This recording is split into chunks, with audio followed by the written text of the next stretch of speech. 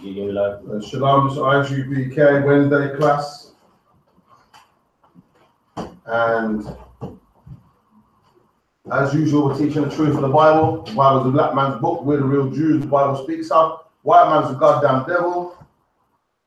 You know what I'm saying? Keep the laws and separate. And today we're going to go into a bit of detail about separation and some things I've seen over the last week and how it relates to scripture about how our people and how society in general is so blind and cooling and damn place. It's just a mess.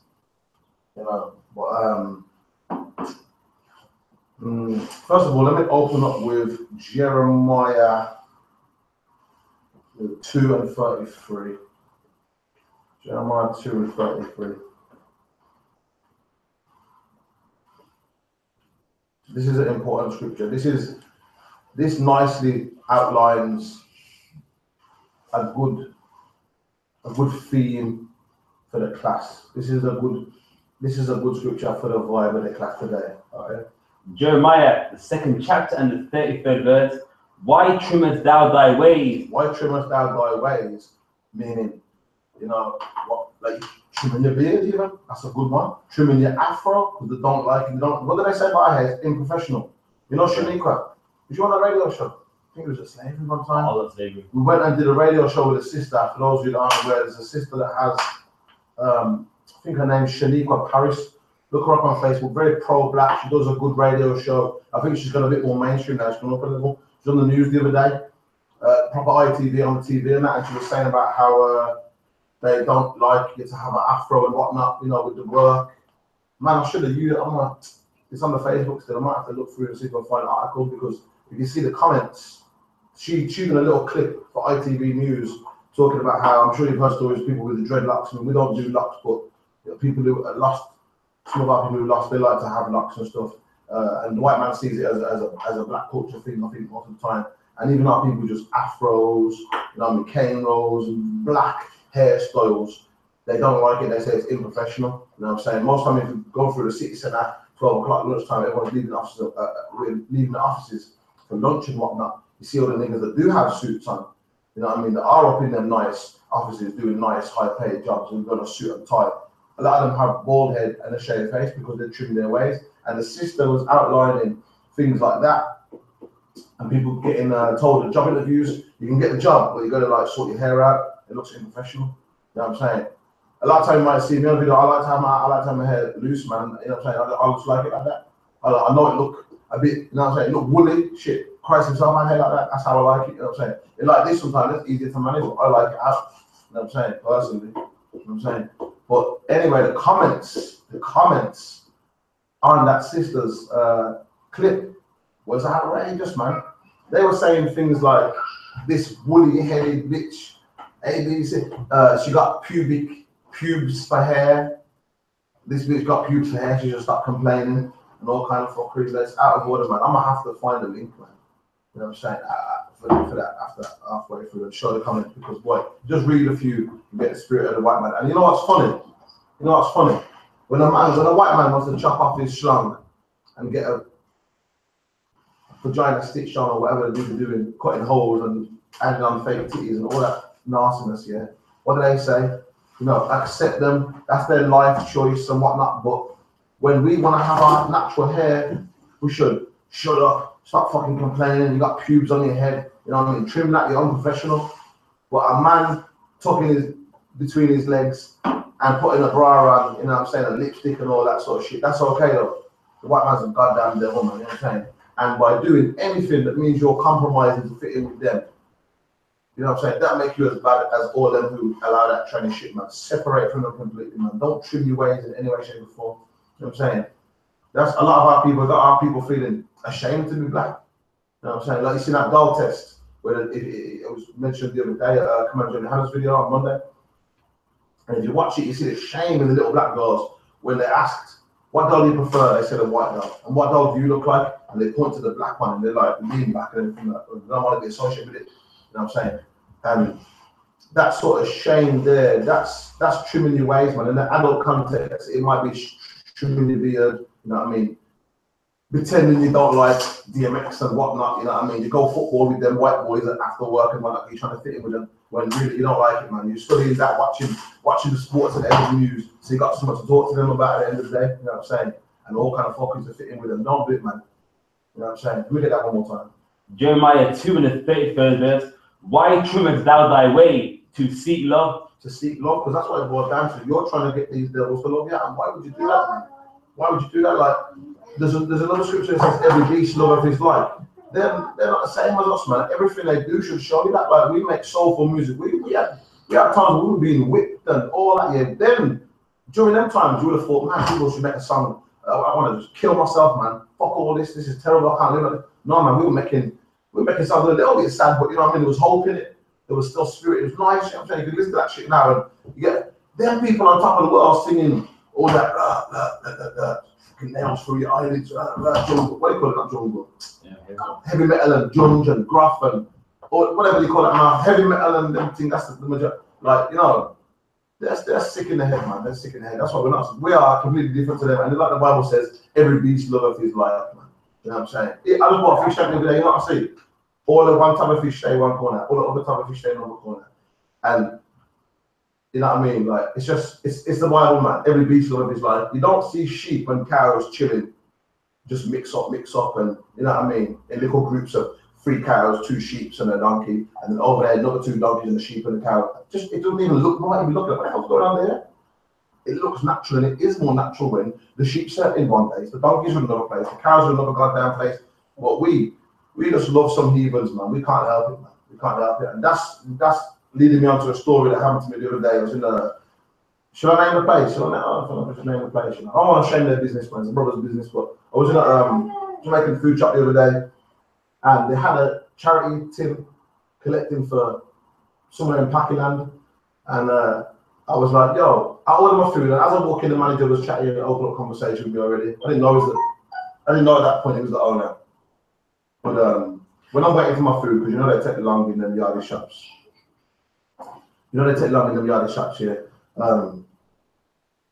Like, I'm sitting there waiting for my food now, and I said, yo, what's with this money tin, man? Like, why are you collecting for them packages? They ain't worried about you. Which one of them is collecting money for us? I said that to a brother that did have on the shirt with the logo of this restaurant, but I don't want to name it. It's a Jamaican food shop, you know what I'm saying? And I was like, yo, I just assumed he was the manager or something, but he was jamming, everyone else was working. I was like, yo, why are you collecting money for them Joe Dackies, man? And they ain't gonna collect money for us. We fill up their mosques. And when's the last time we seen one of them? When's the last time we seen one of our people working in their shop, sweeping the floor, driving a taxi even, working in the petrol station even? You know what I'm saying? When they have their big weddings, because around here we see enough of the big packet weddings, they spend enough money, man. When's the last time we seen one of the black Muslims then? They trick you and say, oh, you know, join my religion to be our brother, but they're not looking at you like a brother, man. You know what I'm saying? So I don't love them. You know what I'm saying? I'm literally there explaining that at the time. You know what I'm saying? We should have a tin saving money for Barbuda and all them places there where the hurricane mash up. You know, same time I'm saying that. Them like is not in the green. I'm like, yo, I'm gonna bring a fly in here. I'm trying to fly to you. They're like, yeah. Same time, some packy boy walking there, and there's me. A guy in the shirt who I was talking to, and the man who happened to be the owner at that point. I still didn't know he was the owner. He's walked in, and he's like, that the one man. The firm's the one man. Firm's the next man. Come up to me, and I'm just looking at him like, you know what I'm saying? I don't fucking know you. You know what I'm saying? If it's a brother, I'd have found him. You know what I'm saying? Because, you know what I'm saying? But they're not even gonna come up and shake my hand. Like, I'm not wearing nasty hands, all in bag of prawns and God knows what. You know what I'm saying? So I'm not gonna touch him. And the manager guy at the top was like doing all this, like shaking his head like, you know, trying to signal to me like, Larry, you know what I mean? But I mean, shit. Anyway, the guy ordered his food and left. Turns out he worked in the shop, he owned the shop next door, the tacky shop next door. And the manager's going to me, yo, man, you should have just shake his hand, man, because, you know, I'm trying to run a business. I said, Brethren, I don't have on a shirt with your logo. I don't fucking work here, slacker. I don't work here. You know what I mean? I got shake no rascal, nobody hand. You know what I'm saying? What do you think this is? And he was like, oh, what are you saying? I said, they're hands in slavery. Like, this is the same as anybody. You know what I'm saying? But he probably is, and it's like, oh, I know, but he started going on to like, as he said it, and next he walked in with it, you know, Deliveroo. If you don't know what Deliveroo is, it's like a company where, imagine McDonald's don't deliver. You can call Deliveroo, they'll go collect your food for you, and then bring it to you for a small fee. A Deliveroo man walked in who helped this guy, essentially, as far as he sees it, he helped this guy sell more food. because he delivers. When, you know what I'm saying? So delivery man walks in, and the man was like, "See, there's another one of them." The packing man again. There's another one of them. You know what I'm saying? Like, I can't get a black man to do this work here. They won't do it. These like coming. That I'm trying. We're not hiring a black man. It's got to give me a problem. Do you know what I'm saying? Like, and that kind of attitude there, like.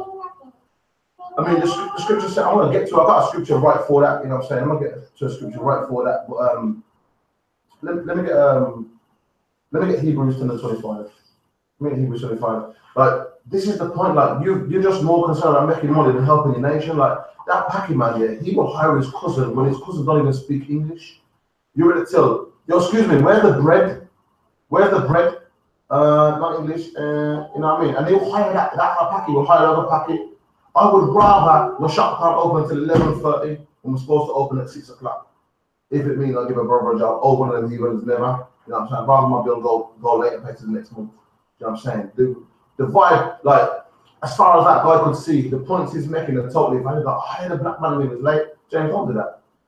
I hired a black man and he was late, and ABCD, look, the packing man comes in on time and he's my friend next door and he does me good business. You could just, you know what I mean? Like he's begging, don't beg, man. You know what I'm saying? Like, forget them, man. Forget them. Like, when you go in their shop, they talk all bundy about you. Yeah, they don't care. They don't care. In the hair shop, where they, like, we got a hair shop that we're in Birmingham right now. Yeah, we got a hair shop that sells the female hair products.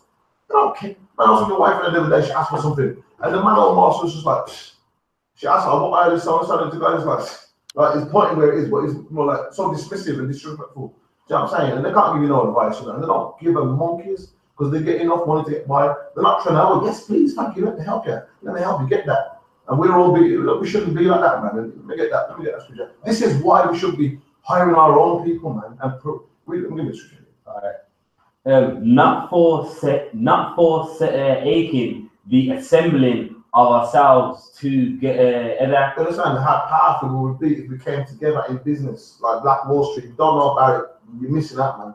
Because that is like a little sample of what things could be like. You know what I'm saying? It was just all black. Look up Black Wall Street, man. Watch it again and watch it again and watch it again. And you know what I'm saying? Because not trying to try to teach us that we ain't good for nothing and we just, you know, sports entertainers and singers and, you know what I mean, crack dealers and nonsense, you know, security and all them kind of. What's the job they say we get? Driving, secure, working in a shop, filling the shelf, cleaning, nurses. I mean, there are jobs if you're getting paid safe, but I mean, shit, why are we not the doctors then? Why is it Africans doctors? Why are we the doctors? If we can get a degree and be a nurse, why can't we get a degree and be a freaking doctor instead? Get triple the pay or something, you know what I'm saying? And there's plenty of examples, man. But especially when we have business, we need to look at each other, man, because Scratch happy. Carry that verse, please. This is why. Not forsaken together, as the manner of some is. As the manner of some is, like the example I was just giving, and plenty more examples I could give, man. And when I asked the guy that day, is this family? Is this family got working? He was like, nah. I said, you see what? The black people, you can't even to your own family. The man ended up hiring people you don't really know. Probably put an ad in the paper, Jamaican chef wanted or whatever. You know what I'm saying? But Bridget, you Jamaican yourself, so it doesn't mean an auntie or a cousin or somewhere. I guarantee you got some stupid family nonsense problem. And this is the problem, this is the issue, man. The Bible tells us, don't forsake that coming together, that assembly coming together. Don't forsake that, man. And holding grudges against each other. This is what's got us destroyed, man. You know what I'm saying? Like, read on to that. But exalting one another. Exalting one another. I've been bigging up each other, man. You know what I'm saying? Hey, you're really good at that, you know. You can do that good, cool, but I'm gonna make sure you get paid nice and do that job there. You know what I'm saying? We focus too much on the negative, man. That's what they taught us. See, so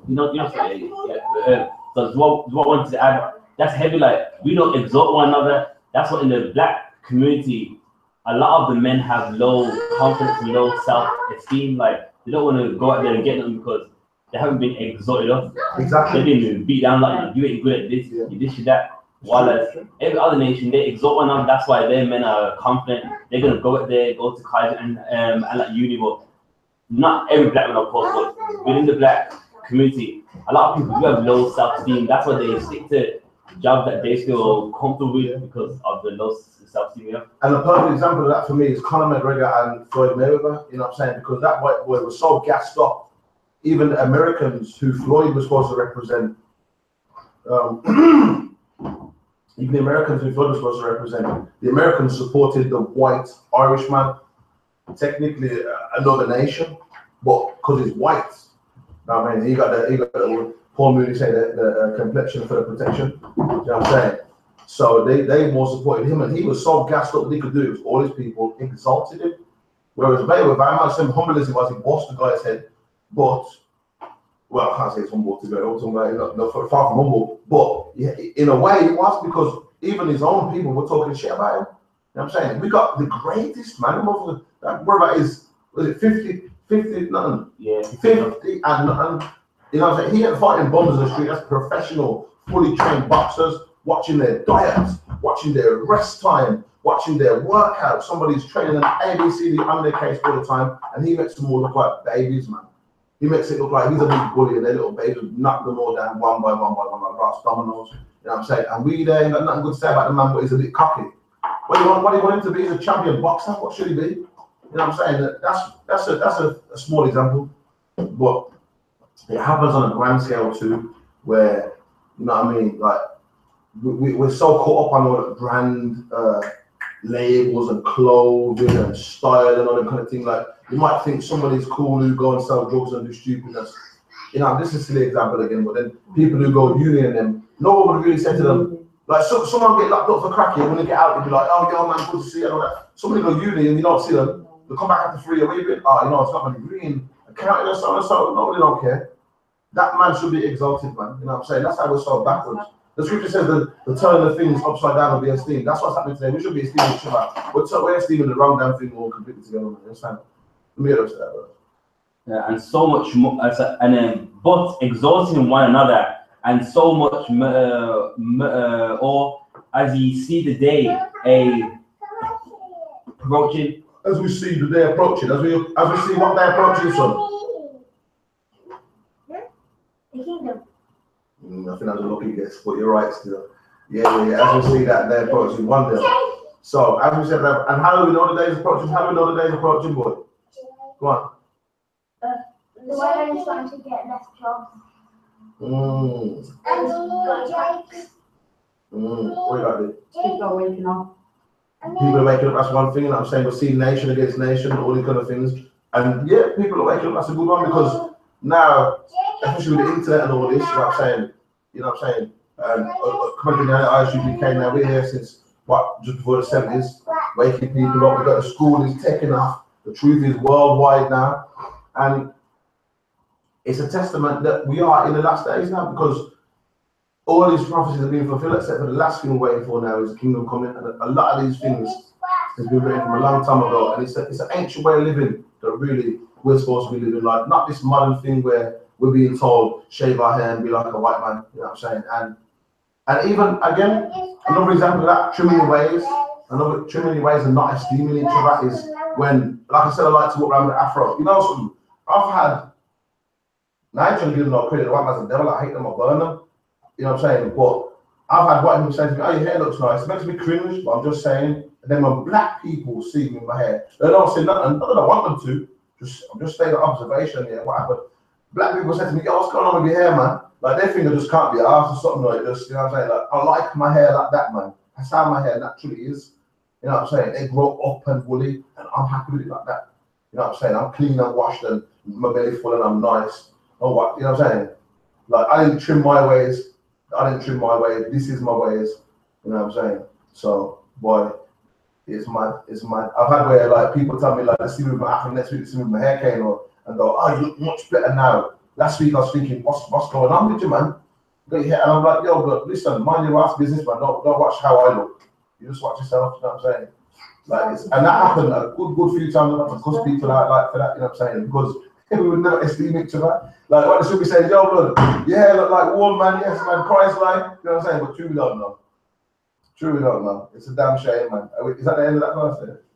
Kanye, that's it. Okay, forward. Let me get Matthew. I think it's 10 and 16.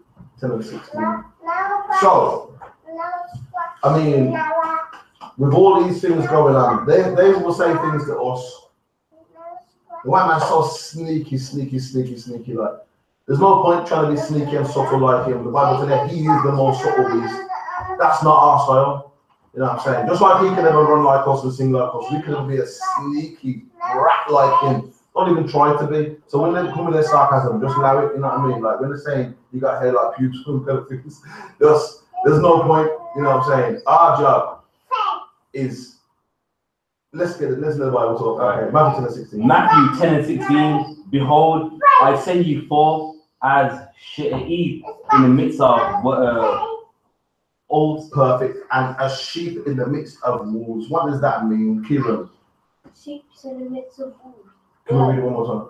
Yeah, cool. Listen. Matthew 10:16. Behold, I send you forth as sheep in the midst of wolves. Yeah. We said like breaking guts are not really that good. They're like not the best, they're bad. No. Ben putting his hand up like, you know. What you got, James? You got Jackie's waxing out. Okay. Come on. At the moment, we haven't got the best things, but at the moment, they've got the best things. I mean, that's true, but that's not the answer to what I'm asking. Okay. So on the topic of what I've been saying here, and what I just said was, we are amongst these people who will say such spiteful things and they're venomous. I mean, you could have said we are like, what do snakes eat? What some snakes eat? I mean, I don't want to say we're rats, but we're like some little cute, fluffy something around snakes, venomous snakes. We're lambs amongst wolves, you get me? We're something innocent, something destructive, poisonous, and harmful, and predatory. You know what I'm saying? That's what they are, predatory. Like, what can a sheep do to you?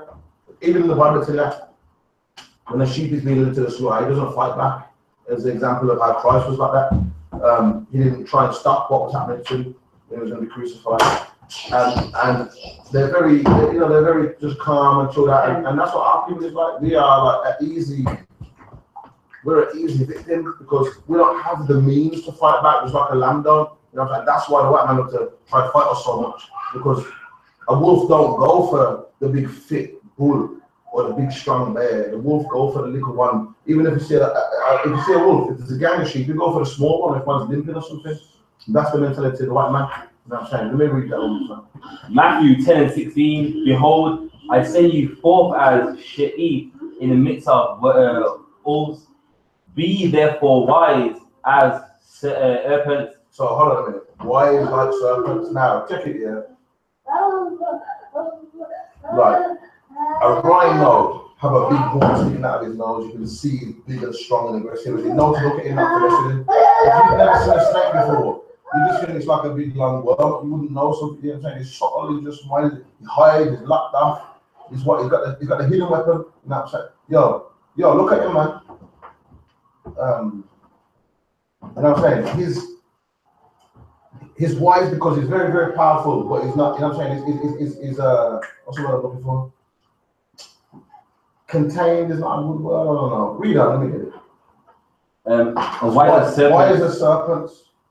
And harmless as doves. And harmless as doves, because amongst all this, like I said at the beginning, we're like sheep around wolves. And while we're in this position, we're supposed to be as wise as serpents. Serpents know what time to strike. You know what I'm saying? He know where to be and when he should be there and when he should strike and when he shouldn't. That's what we need to do. There's no point lashing out back at them. You know what I'm saying? There's no point lashing out back at them online, in person, and that kind of thing. How are we gonna do that, man? This is their world, you know what I'm saying? And they're gonna make you look like the bad guy for trying to defend yourself, for trying to speak back against them, like they do to our brothers over there in the States who get shot. Then when they go, yo, don't shoot me, what the hell? What they say? Hands up, no justice, no peace, and all this kind of nonsense.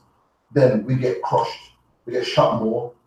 You understand? That's how you're a sheep amongst wolf.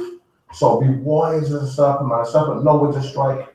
You understand? You would never know he's got fangs. His fangs are hidden. You know what I'm saying? Yes, we have power, but just cool, man. Right now is not the time. And then be as wise as a serpent and as harmless as a dove right now. You know what I'm saying? This is context because, boy, like the scripture said, there's a time for peace and a time for war. And right now is very much the time to be as harmless as a dove. You understand? As harmless as a dove. So we're thinking about don't trim your ways. Don't trim your ways to seek dove. We're thinking about being wise as a serpent and harmless as a dove. We're thinking about how we are like sheep among wolves. You know what I'm saying? And let me get. Oh, sorry. Did we ever finish with Hebrews 10:25? Provoking to do good. We finished that one. That's a good script. Now bear that in your mind all day, every aspect of what's going on, man. Provoke each other to do good, man. I'm telling you, man.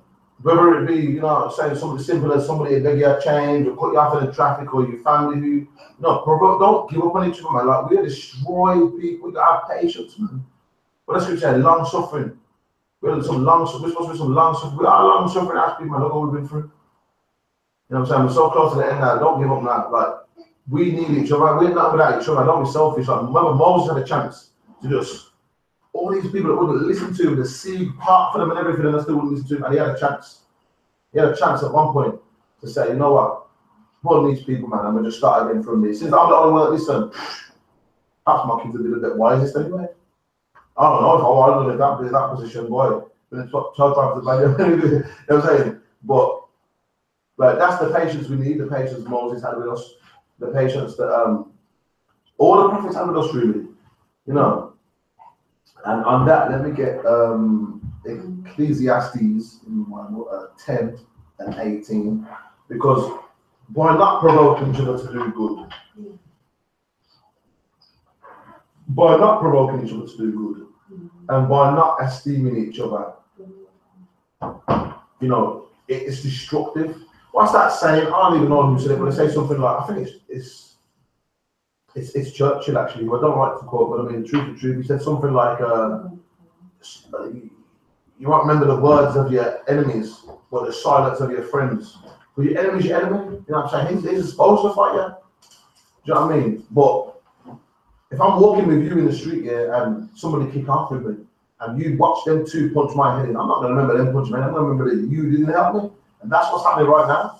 And being as wise as a serpent and as harmless as a dog, right now is not the time I'm getting punched physically. Well, half of us are shit. You know what I'm saying? But it's not a time to be, it's not a physical thing like that right now, it's a spiritual battle. Right now it's a financial thing. Our people is in poverty, man. Never mind England, I'm talking about here, we're rich over here, we've got NHS, benefit, everything. You can sit down and just be a bum and get paid. That's what you want to do.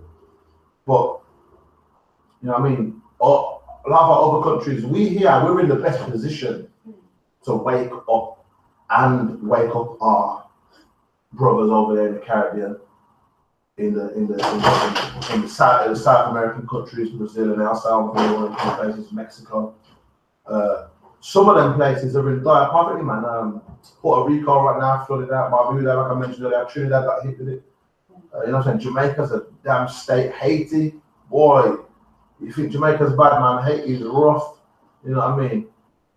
And by not provoking each other to do good, and by not esteeming each other, you are as bad as the one who walk with his friend and see somebody get punched and you don't. You know, and he will. You know what I'm saying? That's something to remember, man. You're happy because you're nice because you got a little car and your little bills is paid. Your light don't cut off.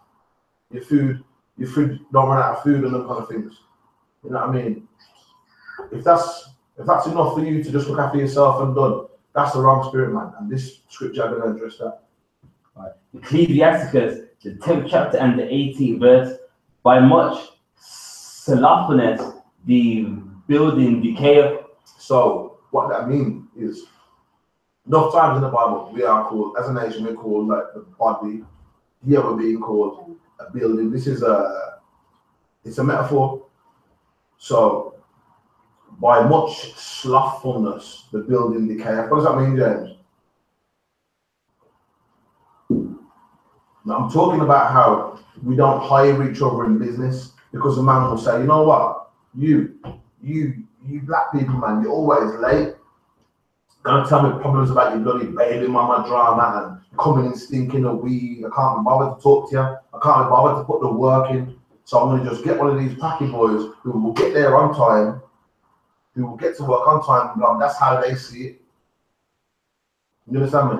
So the scripture says, with much slothfulness, the building decayeth. Because we're just, you know what, allow them people, man, let me just build up my little something. But then in general, the building, the nation decayeth. Because now you're hiring another nation, it's already rich, but you're building your nation.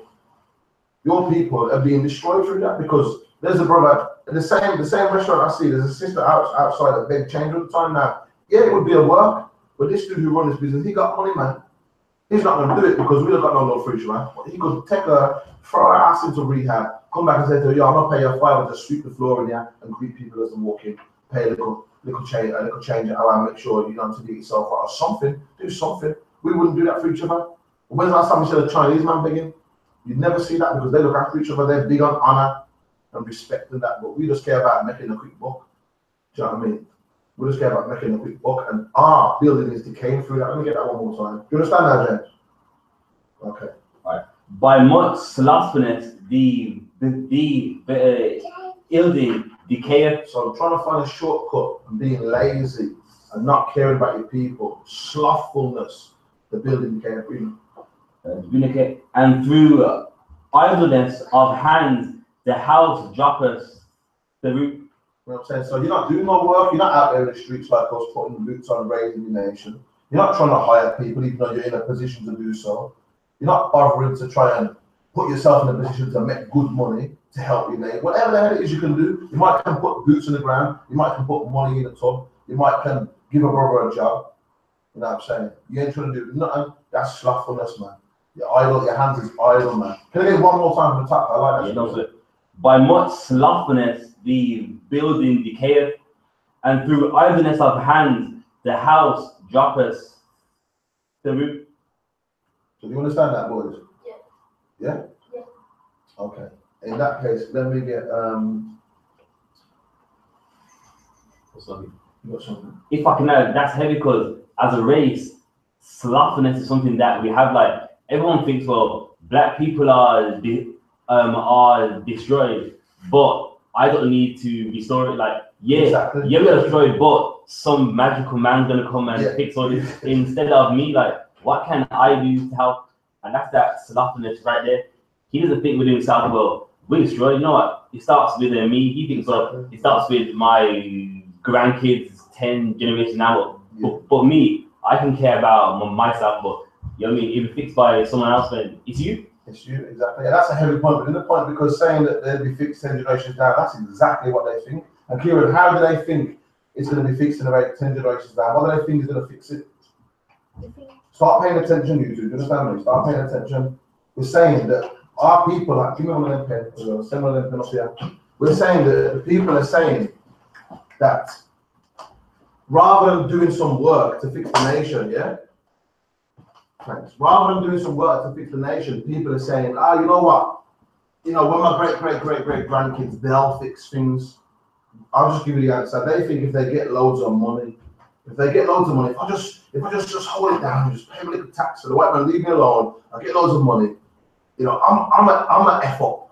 I've done, you know what I'm saying? I'm already, you know what I'm saying? But if I get my kids in a nice private school with white people, if we get my kids to get a good job in that, maybe then their kids, maybe somewhere down the line, you know what I mean, things will get better. It's not going to happen, man. It's not going to happen. We had things nice. Shit, we had things nice before they ever came for us. We had things nice in Black Wall Street. We had things nice in Handsworth. Yeah? Gentrification, man, time and time again. Gentrification, genocide, you understand? And now, that's what we're left with. That's all we're left with. Like, we need to wake up, man, that these people are trying to do nothing but destroy us, man. Let me get,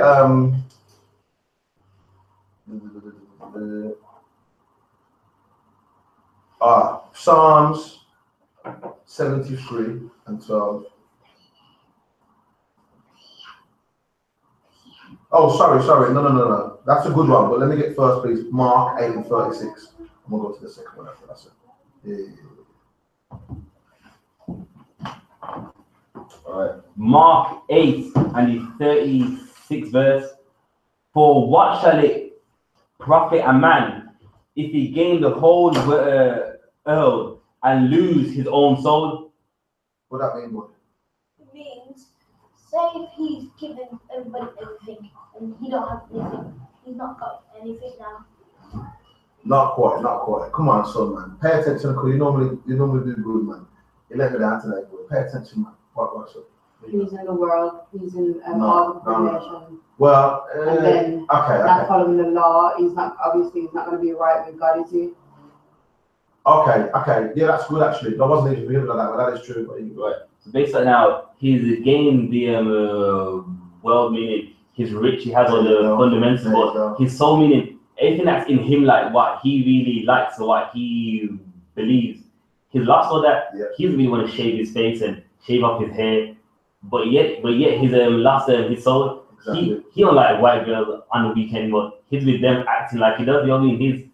He's lost his soul. You know what I mean? And he's gained the world, but he's lost himself. He's gained the world and he's lost his soul. He's gained what is there to gain in the world? Riches, got Ferrari, got a nice house, got some cave bits with big plastic biddies. You know what I mean? All the stupid stuff in the world, but he's lost his soul. And what is your soul worth? You know what I'm saying? Your soul should be what drive it to do what's right. Your soul should be telling you that, you know what I mean, your people is hungry and you're too busy buying some cave bits, goddamn $2,000 shoes and whatnot. You know what I'm saying? Whereas you should be fixing your people with that. And the more, if you ain't set right, if you ain't set right and you gain the world, gain all the riches, like you will lose your soul, but you're gonna spend your money. There's a scripture that says it's easier for a rich man to go through the eye of a needle. I don't want to get too rich, you know, because boy, money make you greedy, man. Because boy, you get by with nothing, and you start to think, if I had 10 grand, you know, I would do this and I would give them people that, and then really, let me tell you, if you had it, man, most people, if they had it, would be selfish with it. If you get $1 million, you start to think, oh, you know what? Why don't I buy myself a house and whatnot? Everyone just wants some more money, man. I just want this nice car. And yo, have you seen the price of Versace? Like, this $1 million, I need this all for me, man. Why do you think, like, there's never anyone that says, yeah, I've got enough money now, I'm happy, I'm stop. Do you know what I mean? None of them rich people, none of them sports star athletes, they could go and fix up Jamaica or fix up Detroit, wherever the hell it is they come from, Birmingham, and be known as kings, man. You know what I mean? Set up statues of them. People would love them. People would love them, man. Like how they love white Jesus. They could fix the whole community and use their money and have something better, have a reputation that will last for generations, better than anything they could buy. But they won't do it because that money is greedy and they've lost their soul. That little something that should be telling them to help their people, they don't sold it, man. You know what I'm saying? If I can, it's an example. I was working in catering years ago, and one brother, he's been like a white girl, and like with like the family, like the dad, like I think they was all going on holiday, and he was around him, and he looked lost, like he looked so sad, like his soul is like he knows he shouldn't be there, but you know what I mean? He's trying to. I don't know if like she pays like the holiday or something, but his soul was like no, like I shouldn't be here, like it's not all like walk past. Is looking at him like he was like I look for help, help please, like it's funny because like every time I read that, I always think of him like he's an example of he lost his soul. He knows he doesn't want to be with them, he don't want to be around them, but he's just there because he wants to gain the world and look the part of what the world wants him to look like. It's a sad thing, man. It's a sad thing. I mean, boy, I don't want to air anybody out like that, but I got relatives who have married into white families just because they have wealth. Now, I know that the dude who these people married, if it wasn't for the situation, they have the status and the riches, you know what I'm saying, gaining the world, then they wouldn't have gone there, you know what I'm saying, you know what I'm saying? But you gain the world to lose your soul. You're losing your soul. You're selling. What is that? Selling your soul. Boy, that's literally it, man. Some money, man. You know what I mean? We've been through pocket, man. If anything, we know how to do. We know how to live broke, man. You know what I mean? Damn shame, man. So let me get that verse one more time, man. Mark 8 and 36 verse. For what shall it profit a man if he gain the whole world and lose his own soul? So if you're making enough to have a nice Audi, like the brother in the Jamaican food shop had a nice car, the shop was very, very nice. You tell he's doing well, very nice clothes, very expensive clothes, you can see, like Louis Vuitton and all Gucci and whatnot, which to me, if you're a grown man and you're covered in like Louis, that's not for me personally, you know what I'm saying? I think that sort of stuff's childish, that's just my opinion, you know what I'm saying? But if you're a grown man and if you're a business owner and you're making enough money to just eat and live and get by, then you could do something else, man. You could do something else, but the thing is, they're never going to stop because you got Audi. See, if you started going into triple figures a year, what's he gonna want next? A Lamborghini. And what's after the Lambo? You know, the Rolls is looking good, you know. Have you seen the model for the 2018 Rolls Royce? It's beautiful. You know what I'm saying? He stepped up then six, 7 figures, and then he's looking at, you know, the Ferraris, the Bugattis and whatnot, and a big house and White House in Spain and a property. It's all me. That's what a lot of these people are worried about. Whereas, you know what I mean, if you're in the right spirit, then you should be looking at it like, yeah, there's nothing wrong with, I mean, the scripture said something about putting the inheritance away for your kids in it. It's a righteous thing to do. So don't do that. Boy, these kids, man. Don't do that. So, you know, it's a good thing to put something away for your kids, but what good is it going to do them if they don't see an example of what you should be like as a man helping your people? Then what good are they going to be? It'll be a rich coon, man. Be a rich coon, the same as you, you know what I'm saying? And then 10 generations later, you're going to end up with broke coon kids and grandkids, or, you know what I'm saying? Or rich coon kids either way ain't no good. Because we've got plenty of rich coons, we've got plenty of broke coons. What we need is people. Listen, money can't fix our situation, you know. Don't be wrong, it would help. It would facilitate. It's a tool to do something. Any questions, yo, just type them in, man. Any question on any subject, feel free to type them in. And don't send me any questions. We've got Officer Prashing here today to help us out. Any heavy questions, please. None of them is a walking encyclopedia. Take advantage, man. Take advantage. You know what I'm saying? But, like, money is a tool, yeah, but it ain't everything, man. Like, put it like this. If I could take 1,000 random men off the street and force £1 million to all their banks and force, you know, the highest level education of business, investment, stocks and shares into their bank, what's going to happen? You know, I've just lost 1,000 black men because they're going to become whiter than, you know, a white thing, you know what I'm saying? But if I take them same 1,000, any random 1,000 black men or women, Native American, Hispanic as well, you know what I'm saying? All the same thing. All sisters, because I've got a lot of sisters watching, you know what I'm saying? You're the same. If I take yours and said, I forced the truth into you, and I forced them to put down on throw you in the damn van, man. I'll throw you in the van and just play the chair and put the classes on YouTube, autoplay. I swear to God. Sometimes I think that's what they need, man. That's what these people need, start telling you. Catch a cake to see some truth. You get me? But if we did that and forced 1,000 people, I tell you what, yeah, we'd have a much more formidable, a much more valuable thing, a much more valuable thing than what we'd have if we had 1,000 more black millionaires. Because we got black millionaires, man. We got black billionaires, and they ain't doing the goddamn thing for us. You know what them people do? They trim the hell out their ways, man. They trim the hell out their ways. When one of us get shot, you hear them speaking up. You know what I mean? You don't hear them speaking up. They don't do the goddamn thing for our people, man. You know what I'm saying? And it's half the time it's the money that make them do that. Not to say that only broke people care about the truth, but a lot of us who are on the bottom, who are really suffering, who see first-hand front line of the white man's the devil, we will be the first to say that, yeah, the white man's the devil and we should separate. We are more in a position to see oppression, because, you know what I mean, the police don't really pick on rich millionaires and then black millionaires as much. We see it much more here on the ground level, do you know what I mean? So, you know what I mean? When you get money, you just want to try and get out the ghetto and separate from that and whatnot. But we need people to bloody, you know what I mean? Don't sell your soul, man. You know what I'm saying? Don't gain the world and lose your soul. You know what I'm saying? How about separate from the world and gain your soul? You know what I'm saying? Don't gain the world, lose your soul. You know what I'm trying to say? All right, on that, let me get Psalms 73 and 12. All right, Kyle. Psalm 73 and the 12th verse. Behold, these are the ungodly who prosper in the earth. They increase in riches. Verily, I have cleansed my heart in vain and washed my hands in innocency. Okay, stop. Let me get it from the top, please. That's it. You send it? All right, Psalm 73 and 12. Behold, these are the ungodly who prosper in the earth. What does that mean, boy? Kieran?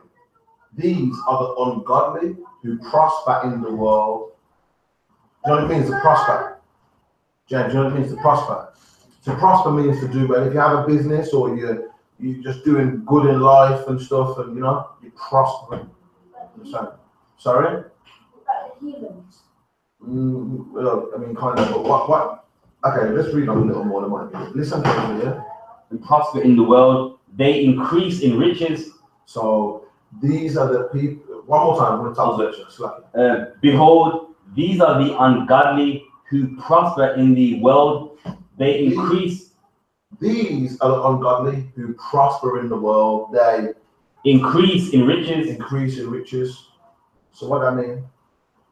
They're getting more. The heathens are getting more money. Not heathen. This is talking about. What?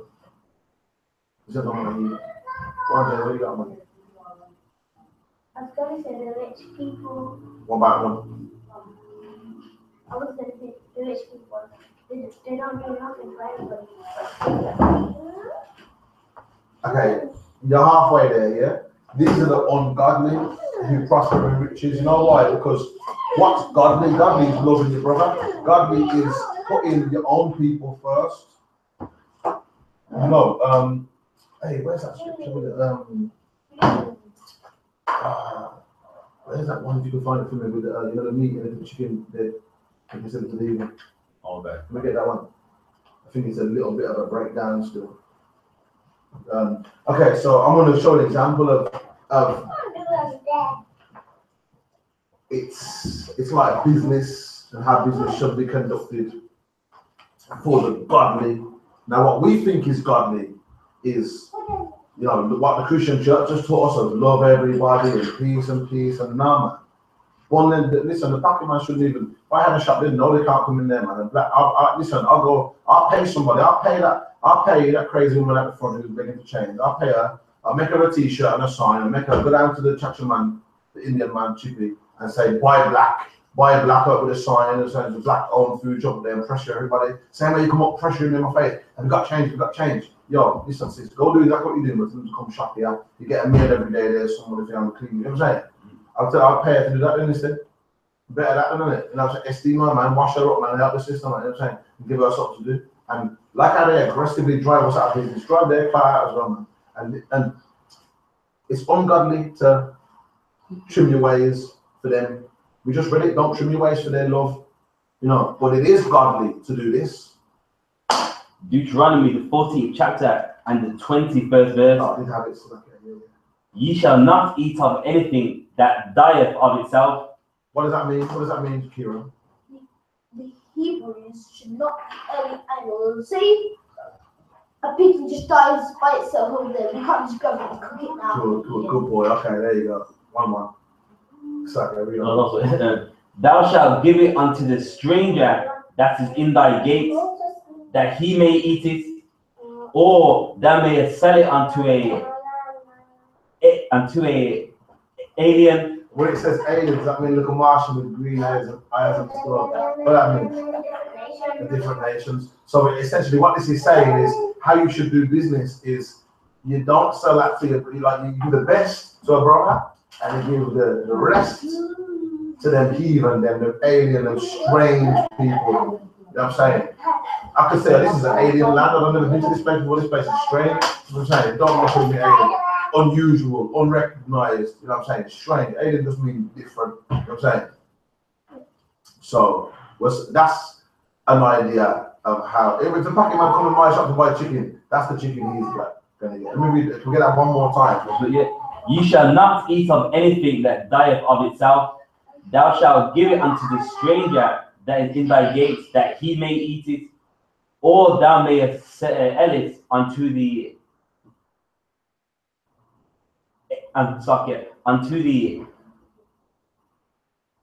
alien, for thou art holy unto the Lord thy God. We are the specialist people in the world. Now, I'm going to give an open question here. I'm not in no rush for the answer. Can anyone find an example of how heathens do that to us? I mean, I got one off the top of my head. I know you probably got it. So let's leave it for somebody else or something, if them kids can get it. So I'm saying don't feed the unclean meat. Unclean by itself, not pork. Yeah? That would become unclean now. You know what I'm saying? Like, don't sell it to a brother, but sell it to a heathen. Now, I'm saying the heathens do that to us right now. What you got, James? The Hebrews would let a Pakistan man have the job, but they wouldn't let us have the job. That's a very good example. That's a good example, and you're kind of on the right vibe. But I'm talking about specifically food-wise, and I'm picturing restaurants and things. I'm saying that imagine I got chickens. Imagine I got one nasty chicken in the back that fell on the floor, and Pressure come in with his 4 wife and take up a big table. Yeah, I'm not gonna sell that. I'm not gonna put that chicken on his table. But then when what's his name, Mohamed, he come in and sit at the other table, he can have that chicken. Now, how does Mohammed? How does I'm gonna give you a clue here. How does what's the Chinaman name? I can't really think of it. Lee. When Mr. Chin, yeah. When Mr. Chin, I'm giving it away now. Come on. When Mr. Chin sells you the chicken, yeah, he does that to you. Nobody got it, man. Come on, man. Good. You lot must not eat Chinese food. That's good. Don't buy it, man. Get your cool, you buy it. Go to Jamaican food shop. But like they will sell you some suspect ass meat, man. Yo, I bought. Don't ask me why. I was in the world. It was a long time ago. I ordered some food one time from some like Indian place, and it was jerk chicken, something. And when I say the chicken, the meat was unrecognizable. It was diced up to honestly unrecognizable. I don't know what it was. It was literally, it must have took a long time chopping whatever it was to such small, tiny specks of meat. And I'm eating it like, this don't taste like no chicken. It's a bit too smooth. The meat was smooth and just falling apart. Like, I can't explain, but when you get fish from a chippy and it kind of breaks off in flakes, chicken don't do that, innit? So when I found a little piece of meat that did do that, amongst the something I've been eating, I called them cussing out, what the hell is this, man? This ain't no goddamn chicken. I know motherfucking chicken don't break up like that, you know what I'm saying? And God knows, to this day, I never know what that was. I got my money back, you better believe, but I mean, I don't know what the hell I was eating in there. I could have been rat, pigeon, and pigeon is clean, by the way. But, you know what I mean? I'm there with cat. Chinaman loves selling us some cat. That was Indians, but the Chinese are notorious selling us cat. Think about it, they eat it themselves. Imagine, if I'm making a piece of toast for me and you, yeah, and one drop on the ground, yeah, and which one am I going to give you? I'm going to give you the one, I'm going to give you one. Okay. So if I would eat the ground toast, what would I give you? If I'd be happy to eat both of them and eat the ground toast, no problem. What would I feed to you, man, from when I'm trying to make a profit? And I hate you, and I hate your black skin, and I hate your woolly hair, and I hate your people, full stop. From the perspective of the Chinaman. You know what I'm saying? Yo, you're crazy for eating them places, man. I'm telling you. Yo, and that's an example of how they do that to us. And that's an example from the Bible of how we should treat them in business. So don't trim your ways. You know what I'm saying? Don't be slothful. Put your hands to work and lift up your people, man. You know what I'm saying? Don't forsake the assembly. Don't think it's not important that your business has got a white man. That's another thing. My brother told me one time, him and a white man went for an interview at Jamaican food shop. So he, as a chef. So he's in a place, yeah. Listen to this, man. This is a gospel true story, and I think it was in Gloucester at the time. The SHALAM talking about it. He went for an interview, and there happens to be a white man there at the same time. Now, he told me that even the staff themselves, the Jamaicans, the brothers here who set up the shop, they didn't know how to make a damn fried dumpling. Now, Simon can cook good. He can cook. I've eaten his food. I've lived in enough time. He can cook. You get me? And he's like, "What? You don't know how to make dumpling?" So he must have showed them like, this is how you can make it plain, no flavor. Or you throw a bit of anything, you throw a bit, and boom, you got a fried dumpling now with a little zang to it. You get me? And he's showing them during this interview. The interviewer was like, "Yo, cook something." You get me? He's showing them, don't do it like that. He's showing them how to cook. You know, the hire the white man at the end of that, after he's teaching them, and the white man had to make dumpling. And you know what I had the audacity to say to him? The white man got the job, yeah. You know, can you write down? Can you show us one more time? Can you write down the recipe for the thing that you did with the fried dumpling? But they don't want to hire him. God damn, that's what's wrong with our people, man. That white man should be in the queue, waiting to buy food, not in the back cooking. And when he comes in, it should be like, hey, give him the floor chicken. You know what I'm saying? Man? Give him that bad chicken. Give him that chicken that had that funny shit growing out, that funny thing growing out of his neck that nobody else wants. You know what I'm saying? But That's what's wrong with our people, man. That's a prime example, man. I could give 100 more, and it's a damn shame, man. It's a damn shame that we're that way. That's why this truth is so important, because it's all about your perspective. Do you know what I'm saying? Like, some people would see that as nothing. You know what I mean? Some people would see that as nothing. Maybe they thought of the white man. The white man was like 40. You know what I'm saying? So if you do the full details, you might think, oh, well, you know, the white man had a Michelin chef qualification and whatnot. But no, man, you know damn well. We know damn well, because we got case after case after case after case of our people love some Esau, man. They love heathens. My name is Esau. We love some Arab al-Akbar, you know, kissing the rock and following them packies over to Dubai and that, and you know, dancing around the friggin' the big rock team. Like, what's wrong with us, man? And white Jews, that's and hiring them and marrying them and all kind of whatnot. Like, it ain't doing us no good, man. It ain't doing us no good. And the only solution is in the Bible, no matter what it is, man. Type in anything you can think of for something that's harming black people, mentally, physically, financially, you know what I'm saying? Any single way, and we'll show you a precept that if you did this, that wouldn't be happening. You know what I mean? This is the only solution, because every which way, people got bright ideas, yeah. I mean, I could think of something right now, but then when the situation comes up, I guarantee I didn't address this one or that one, whereas every single angle is covered in the Bible. That's how you know it's the truth, man. Every angle is covered. You know what I'm saying? Full 360 protection. You know what I'm saying? You don't get that nowhere other than that Bible. You ain't gonna get the full understanding and breakdown like what you will from us and U.P.K, because we can, like I say, it's 360, man.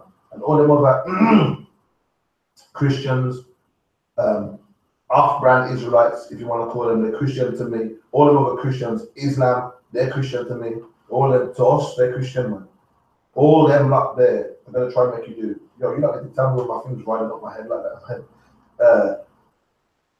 All them that are gonna do is try and make you love your enemies one way or another, to the point where a packing man's coming in your shop, and when the brother's trying to wake you up, you're gonna go, shh. No, just shake his hand, man, just shake his hand. You know what I'm saying? There was good white folks, so you know what I'm saying? He's good packing, he's got good connections, man, got good links. One that, man. I'd rather start at the brass bottom than beg them package for a goddamn thing. I'd rather start to death. Was it Lauren Hill said she'd rather let her kids starve? You know about that? Lauren Hill back in the day, she'd rather let her kids starve than let white people buy her tape. And back in the day, I thought that's ignorant as hell, man. Like, money is money, you know what I mean?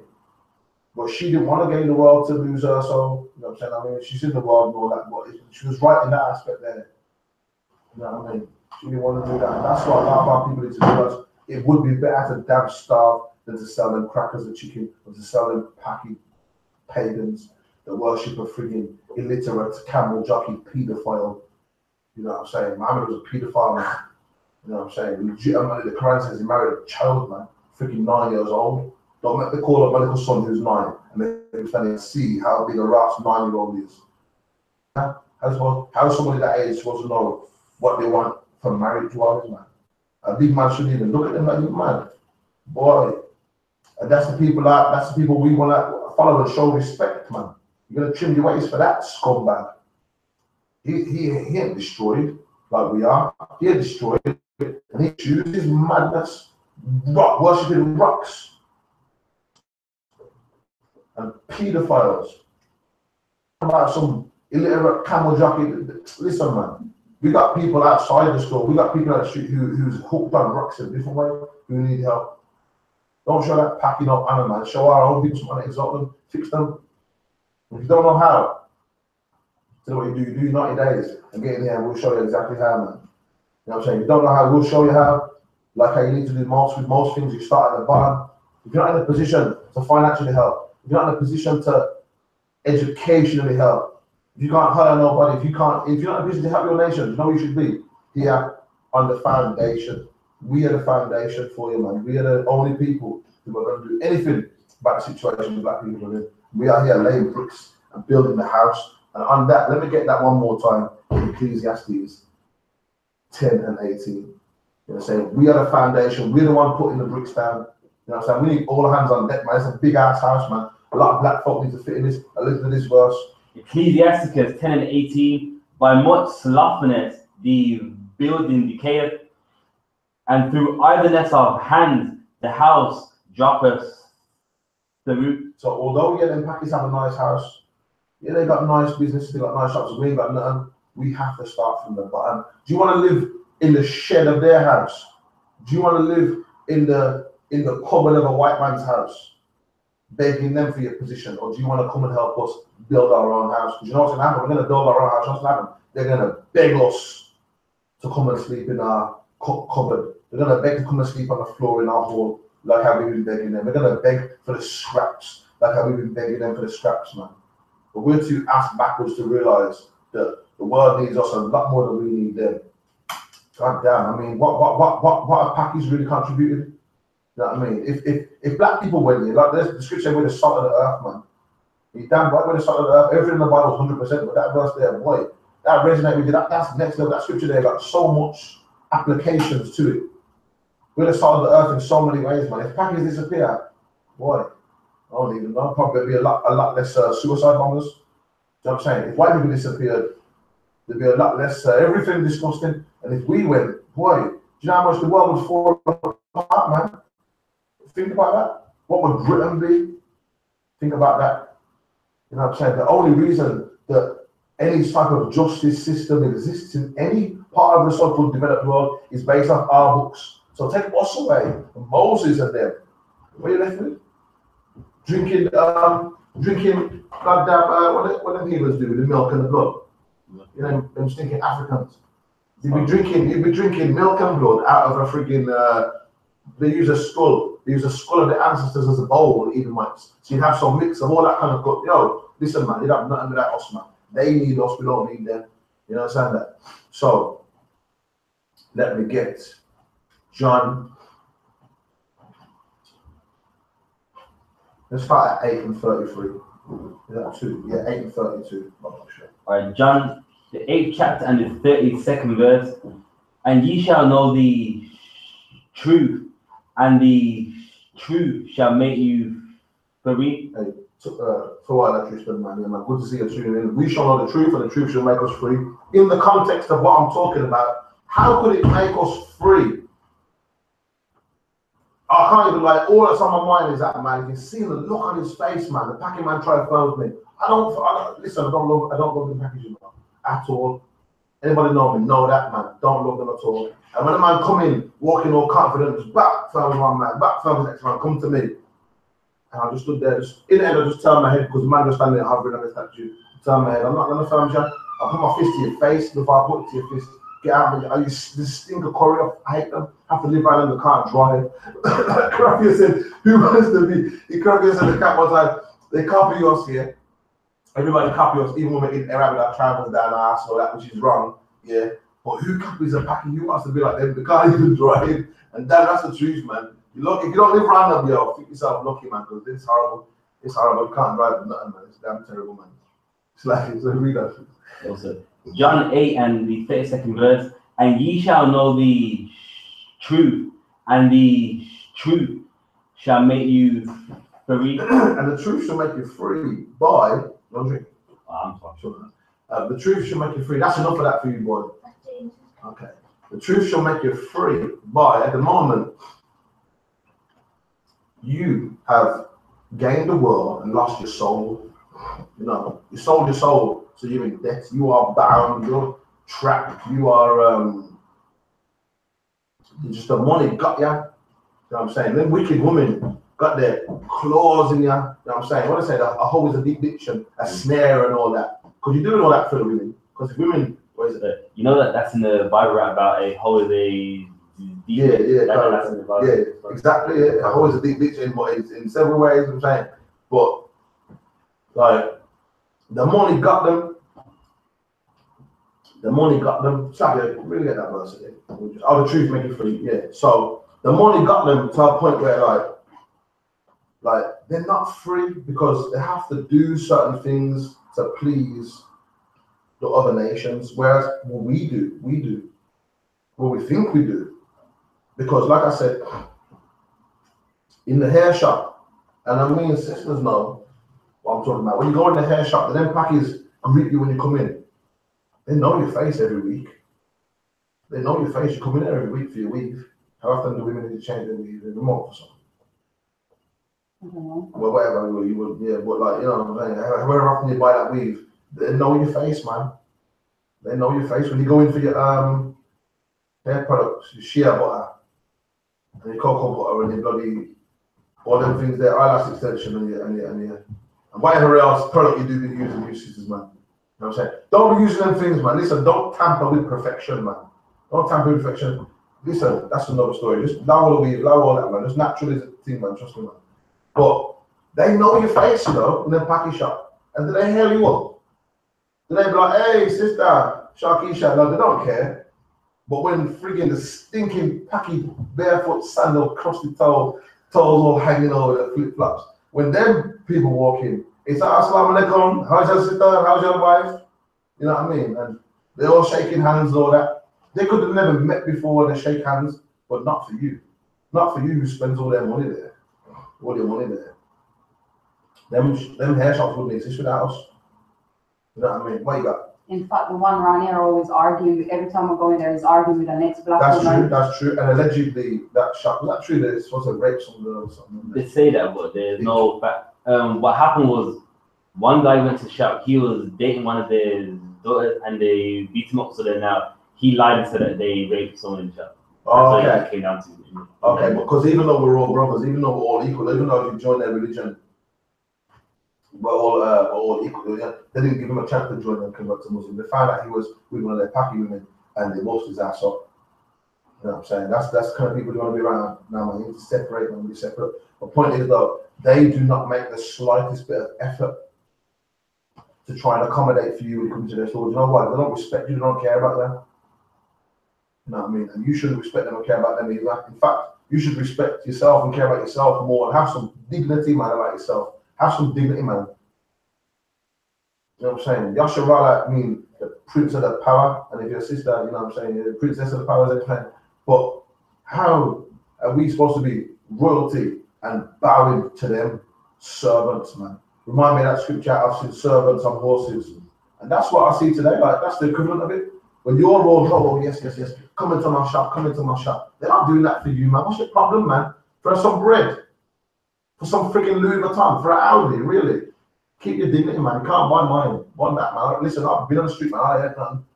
You know, I'd rather go back to that than bow to them packies any day or any even. No damn chance, man. No goddamn chance. There you go. Now, saying that the thing is that we don't understand something that respect and to be liked ain't the same thing. Now, we're trying to make them like us, but they don't respect us. They look down on us. While let's forget if they like us as a race, get their respect. Don't go in the shop. Yeah, they may hate you, but to get someone's respect is bigger than you being liked, which is what we're trying to do. We should make them like us all. Black people are cool, easy to get on with. But although with you trying to make them like you, you don't get no respect. That's deep. That's really deep. No, again, that's got so many applications because just on the topic of hair shops, that's in the forefront of my mind right now. How could we make them respect us in that sense? Should we go in and ask for discount? Should we just stop going altogether? Or should we just, where that hair come from? Pakistan, Gookland over there in China, you know what I'm saying? One of them places there. Why don't we go over to them place and get a discount from the cousin brothers, yeah, and sell it ourselves here? Do you know what? If you went over there, they wouldn't sell it you. But let's say they sell it for £10, yeah, over here. Them packies go and buy it over there for like 50 cents or something stupid. It's fucking plastic, man. It's little black strips of damn plastic. It ain't expensive. You might have paid £200. That don't mean it has the value of £200. You're just a damn fool. You know what I'm saying? A t-shirt is for £5, £10. You can buy Ralph Lauren and pay 100. Doesn't mean it's really worth 100. You can buy Versace and pay 500. It's not worth 500. It doesn't have that value. There isn't £500 worth of cotton. Yeah. But it's the same thing with the hair. You're paying 200, 300, yeah? Now, if you go to their country and try and buy it, you know what they're going to do? They're going to try and sell a £200 packet for 100, whereas they sell it for their packet for like 10 or something. The only way you would really get their respect is if we completely just boycotted their stuff. And even then, if we just produce it ourselves, what? We can't make our own little factory to make a machine to push out some little full stop. How about that?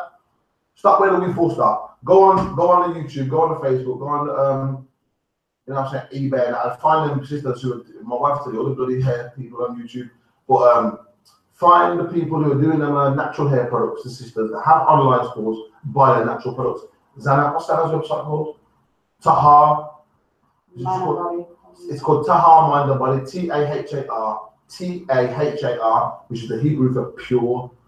You know what I'm saying? And that's the only way to get pure, by buying from a sister where you ain't spend no money, and keep the laws and buy Tahar. So, you know what I'm saying? Tahar, Mind and Body. Now, that's the kind of thing we need, is more support of black businesses. In fact, yo, can we find a link and post it in the comment? Because really and truly, this is exactly what I'm on about today, is black businesses and supporting black businesses. Listen, send this link around, man. Share this link around, because I'll tell you something. Them packy people would do that for each other, man. You go as that, you want to buy a bar of soap and you want to buy a shower gel and then whatnot. Listen, buy it from the sister, man. It's a black woman here. It's just saying the truth. You know what I'm saying? Who come to the school and clean up. Who cook for her man. They send him to camp. It's like, wouldn't you rather put the money to a good, pure black house rather than to them devils? You got the choice. Well, you're buying Dove soap right now. You're buying Dove. Even after, you must have seen Commander GEN.YAHANNA class on Monday. You must have seen it when they have a picture of a black woman before, and then you get a wash with the soap, and then there's a white woman after. These corrupt devils, they hate us to death, man. There's the link there. Can we post that in the thingy? You know what I mean? And also, we're going to go to this after in the publication here. So this is the link here. You know what I'm saying? Have a look at this, man. The next, have a look on the side. There's a lot of good stuff on there. You know what I mean? And it will be expanding. You know what I'm saying? So keep up with that. Share that. You know what I mean? And encourage your friends and family to buy it. That's exactly what we need, man. And next time you go to order Chinese or Korean or something, don't, man. Call it the black business. And I'll tell you something. If you call it Jamaican business and the packing man drop that food off, call them and say, yo, next day, you know what I mean? You know somebody with a driving license and no job? Hook them up, man. You know what I'm saying? This is what we need to do, esteeming each other, provoking each other to do good work. The laziness of, you know what, I'm not going to call that sort out. You know what I mean? That's the thing that's making our house crumble. We need to be more unified as a community. We need people who speak up and put pressure on those who are doing wrong on every level, man. Because we wouldn't have so much people selling crack and smoking crack and selling and growing weed and smoking weed if we all had more direction and purpose and understood that the laws and the feeling of community. We all feel cut off and separate. That's why we just do drugs, and that's why we don't feel like to sell drugs to each other, because we're so destroyed. The small things like this. What did I say we are right now? Foundation. Things like this is foundational, man. Things like this is foundational. Can I get that article real quick? Do you want it on the screen, like? Yes, please. Yeah. If you can get it on the screen, that would be good. Just so people can read about it. Send me a screen share. Application. So, I mean, like we never forget in here. We never forget.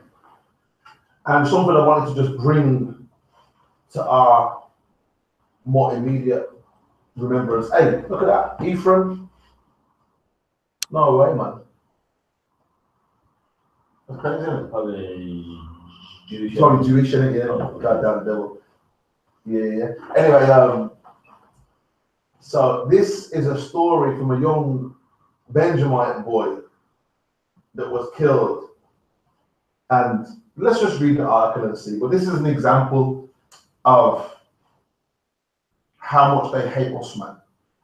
Right. It goes further than they don't like our hair and they don't assist us and show us any courtesy in their stores. It goes further than that. It goes down to the roots. Like the Bible said, how can a corrupt tree bring forth good fruit? You know what I'm saying? Down to the roots, man. Here is a good example of how these people hate us. So, can we get that, please? Yeah. A vicious crime boss. His corrupt police cronies. Corrupt what? Corrupt police cronies. Corrupt police. Right. And a scandal that could have been buried forever. Right. The Metropolitan Police is descending into what is possibly the most serious crisis in its existence. Which could have been buried forever. Like a lot of things that is just covered up, and you're going to find out what happened to the person who exposed this, how serious the white man is about how much he hates you. Read on. It is being all but swamped by one claim of misconduct or over after another. So it's being swamped. Swamped is the word they use, and you know they try and water this down as much as they can. Well, I mean, some things, boy, they have to report the half truth. You know, they ain't trying to rile black people up that much. You know what I'm saying? They're not trying to give us the truth of how much we're being oppressed right here in Wake or something. But there's no way to avoid it. They have to say it's all but being swamped by one claim after another of misconduct. So, you know what I'm saying? They're uncovering here that there's been so much dastardly deceitfulness, which is why the white man's the devil. Devil means deceiver. He is the most subtle beast of the field. Yeah. You know what I'm saying? Read on, please. Which add up to a devastating and fundamental indictment of the force. In recent months, there have been a relentless series of scandals. Police, with the most of them swirling around the Met. Okay, let's go down there. This point I want to get to. Down a bit more. Okay, so that's the brother there who got killed, Stephen Lawrence. Okay, let's go down. What's like it? If On the left. If I can add, with the brother on the left, it's known that he suffered from a racist attack, and the police, because they thought it was another black on black gang crime, they actually swept up a lot of the evidence. That's what. And then basically, you know what I mean? Yeah. And they got caught, and in the end, the article was going to tell us 400 and something cops. 400 and something cops were thrown off because of this. You know what I'm saying? The whole damn police force went all in, not one of them. They're not all bad, yeah? There's some good white people, yeah? The police, the ones who stand for law and order, listen, one of them killed a little young black boy, man, a little young black man. They're not too, he's a young boy, man. And then on the right, if you can see the picture on the right, he was shot by the police, man. And it turned out the police didn't have no right to shoot him at all. So you think it's only in America they shoot police, they shoot niggas. Only thing is, they don't get blown up over here because Judah make noise, man. Judah go crazy. America's a bigger country with more guns. But over here, we be getting shot too, man. You know what I'm saying? Read on, please. Right. One of the most ignorant was the claim that undercover officers had hunted for information to smear the family of the murdered teenager. Undercover officers had gone hunting for evidence, man. They went round everybody they could, trying to find anything that could make this man who they'd murdered, anything that could make him look bad, anything that could make his family look bad to justify it. Well, this nigga had an outstanding parking ticket, a goddamn library book from 1992, and in year 7 his teacher only gave him a B in his English, so I mean he weren't nothing. That's it. That's heavy. Like anytime an innocent black man died, they always look for the most gangster photograph with his hood on or chin. Like that don't mean nothing. So hang on. Because of that, he deserves to die. So now that's your excuse. Exactly. So in a picture, he don't mean so. He did deserve it. That don't mean nothing. Exactly. And the same thing they did with Mark Duggan. They got edited a picture where he just happens to have. I mean, that's the shape of his face. I got a son right there, 2 years old. If you look at just his eyebrows, appear to be in a frowny sort of the way they grow. It looks like he's frowning. That's just his face. He's happy as a little boy. Look, he's playing a game right now. He's chilling. He's 2. He ain't got nothing to be vexed about. Damn, you know what I'm saying? He eat gummy bears and watch his Teletubbies and all that. But what they did is they took the picture of the man's face and they cropped the picture so you only really see the man's face, Mark Duggan. I'm sure if we Google it after, you'll see the picture. Now, if you see the full picture, the man was stood at the graveside of his daughter who died. Should he be smiling right then? Should he be smiling? You know what I mean? Should he have his face painted, holding balloons? He's at a graveside. He was holding a baby, I think, if I'm not mistaken. But he was by a graveside, man. So he's gonna have a little bit of a frown. They edited out the grave, you know. I'm hoping we can get that picture. Can we just open a new tab real quick and get that picture so we can get a good example? Because you just brought up a good point there with the pictures and what they do with the edit of the pictures. And that's the thing that they do. That's how the white man is the most subtle. Dastardly bastard, man. Mark Duggan. I'm sure. There we go. I'm sure it's going to be one of the first pictures that come up because they use this picture a lot. No, not that one there. Who this is? I think it's D-U-G-G-A-N. There you go. Yeah. Duggan, yeah. There it is. There it is. Okay, let's go images now. That one there on the right, we're going to get it big now. 1 second.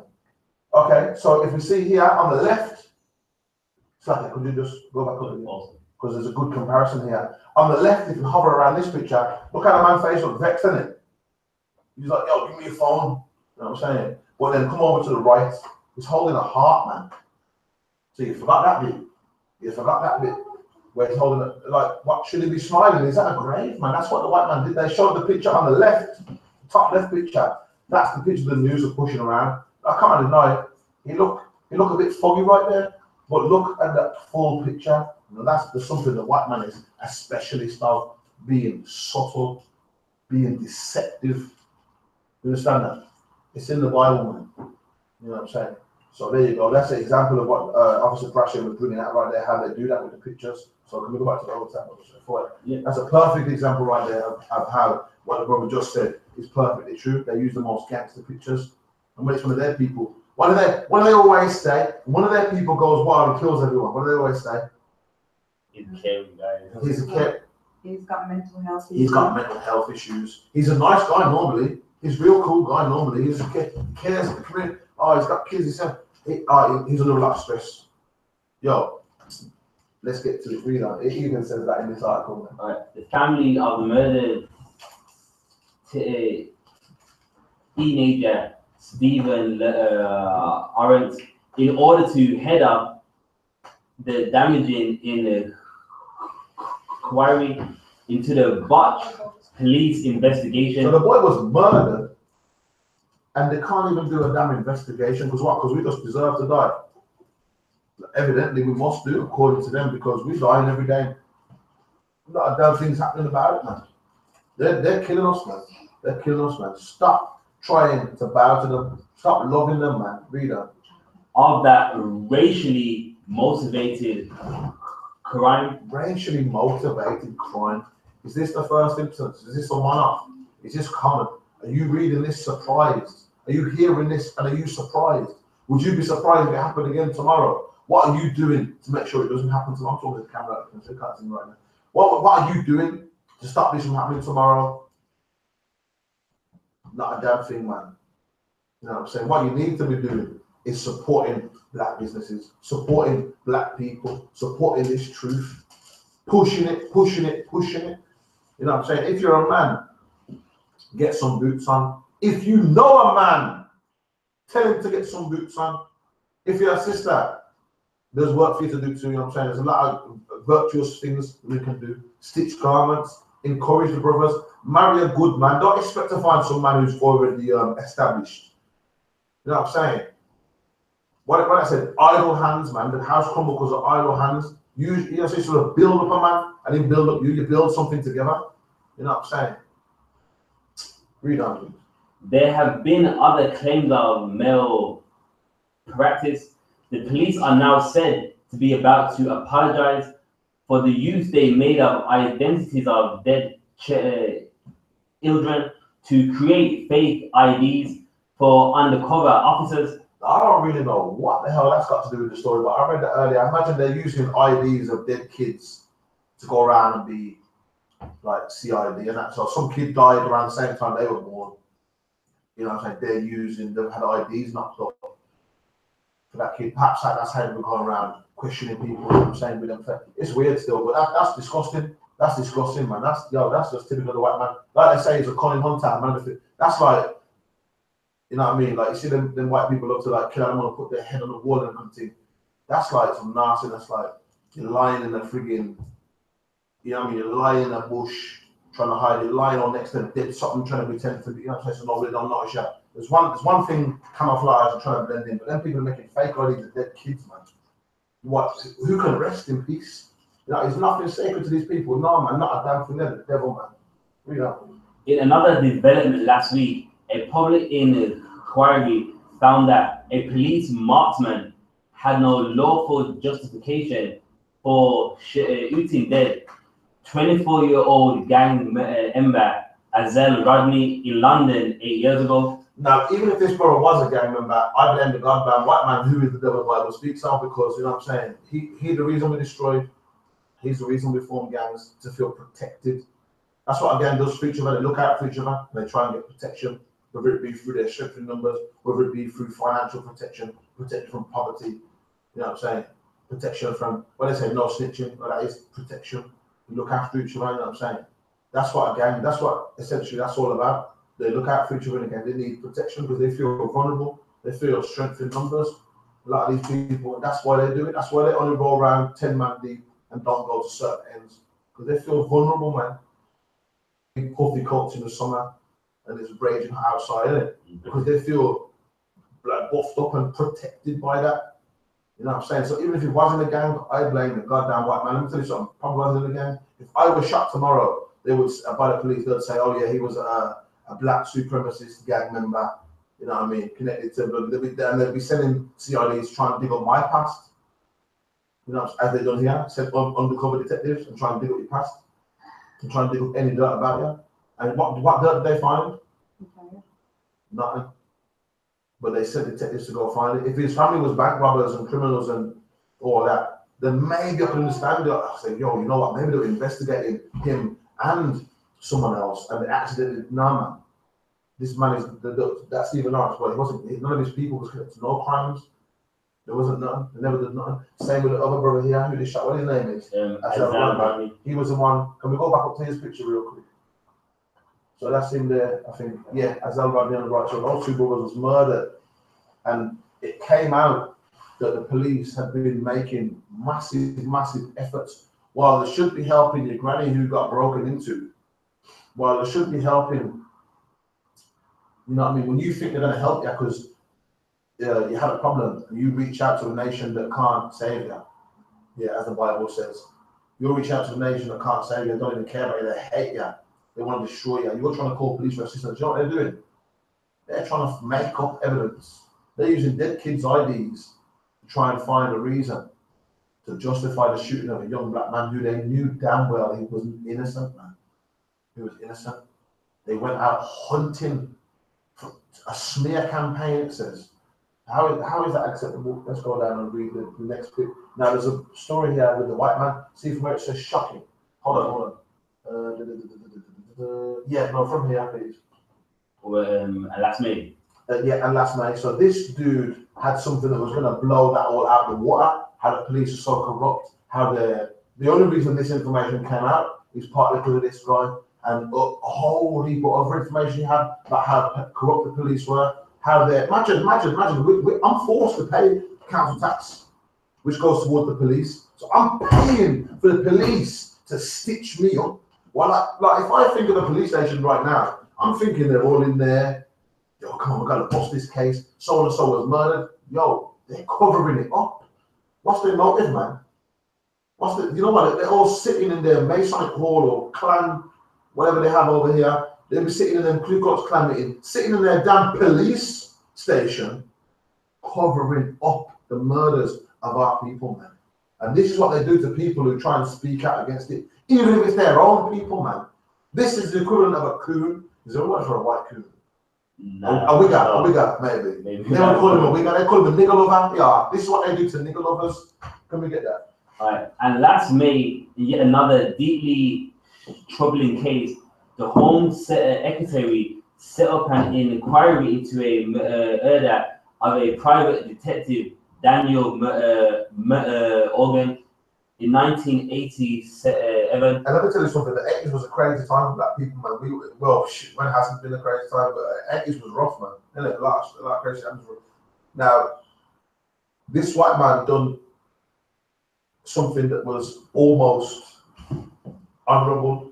You know what I'm saying? He tried to do something that would have been right, that was right. He tried to expose an injustice amongst his own people, how they were mistreated. He tried, and so many times we hear about when our people do it, Martin Luther King tried to do it and whatever, to blow his brains out. Malcolm X tried to do something to blow his brains out. Marcus Garvey tried to do something what do you call it?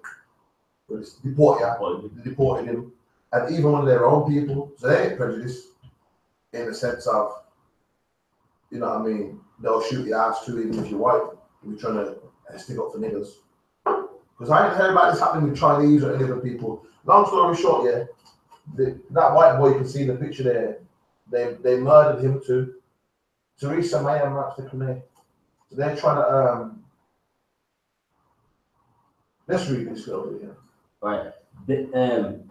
There have been suspicions. Now, there's more than suspicions because you know how much the police would sue the crap out you if there wasn't. The case is open. You get me?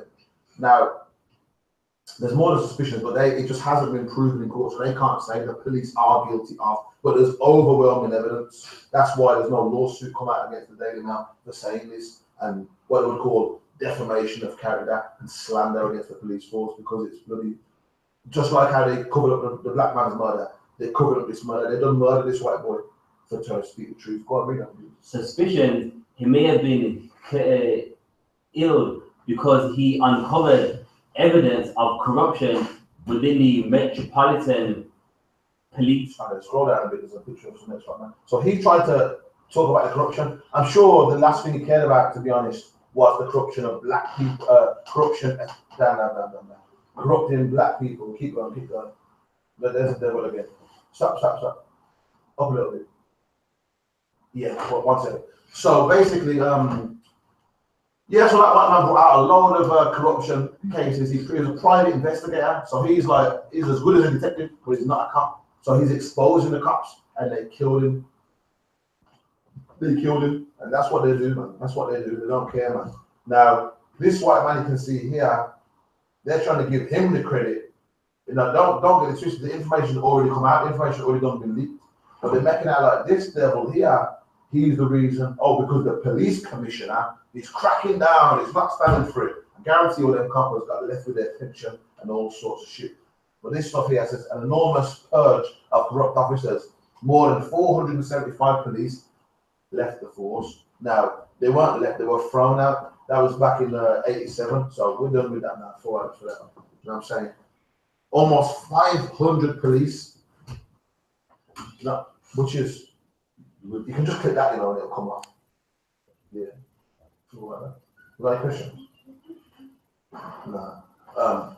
So, yeah, 500 is a lot, Boy, I mean, that's a lot of police, 475 police.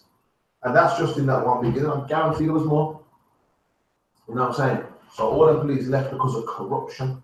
They left because of corruption. They weren't fit to do the job that they swore an oath that they signed up to do. It's not hard. I mean, Jesus. But that goes to show you that whereas we think police join up to,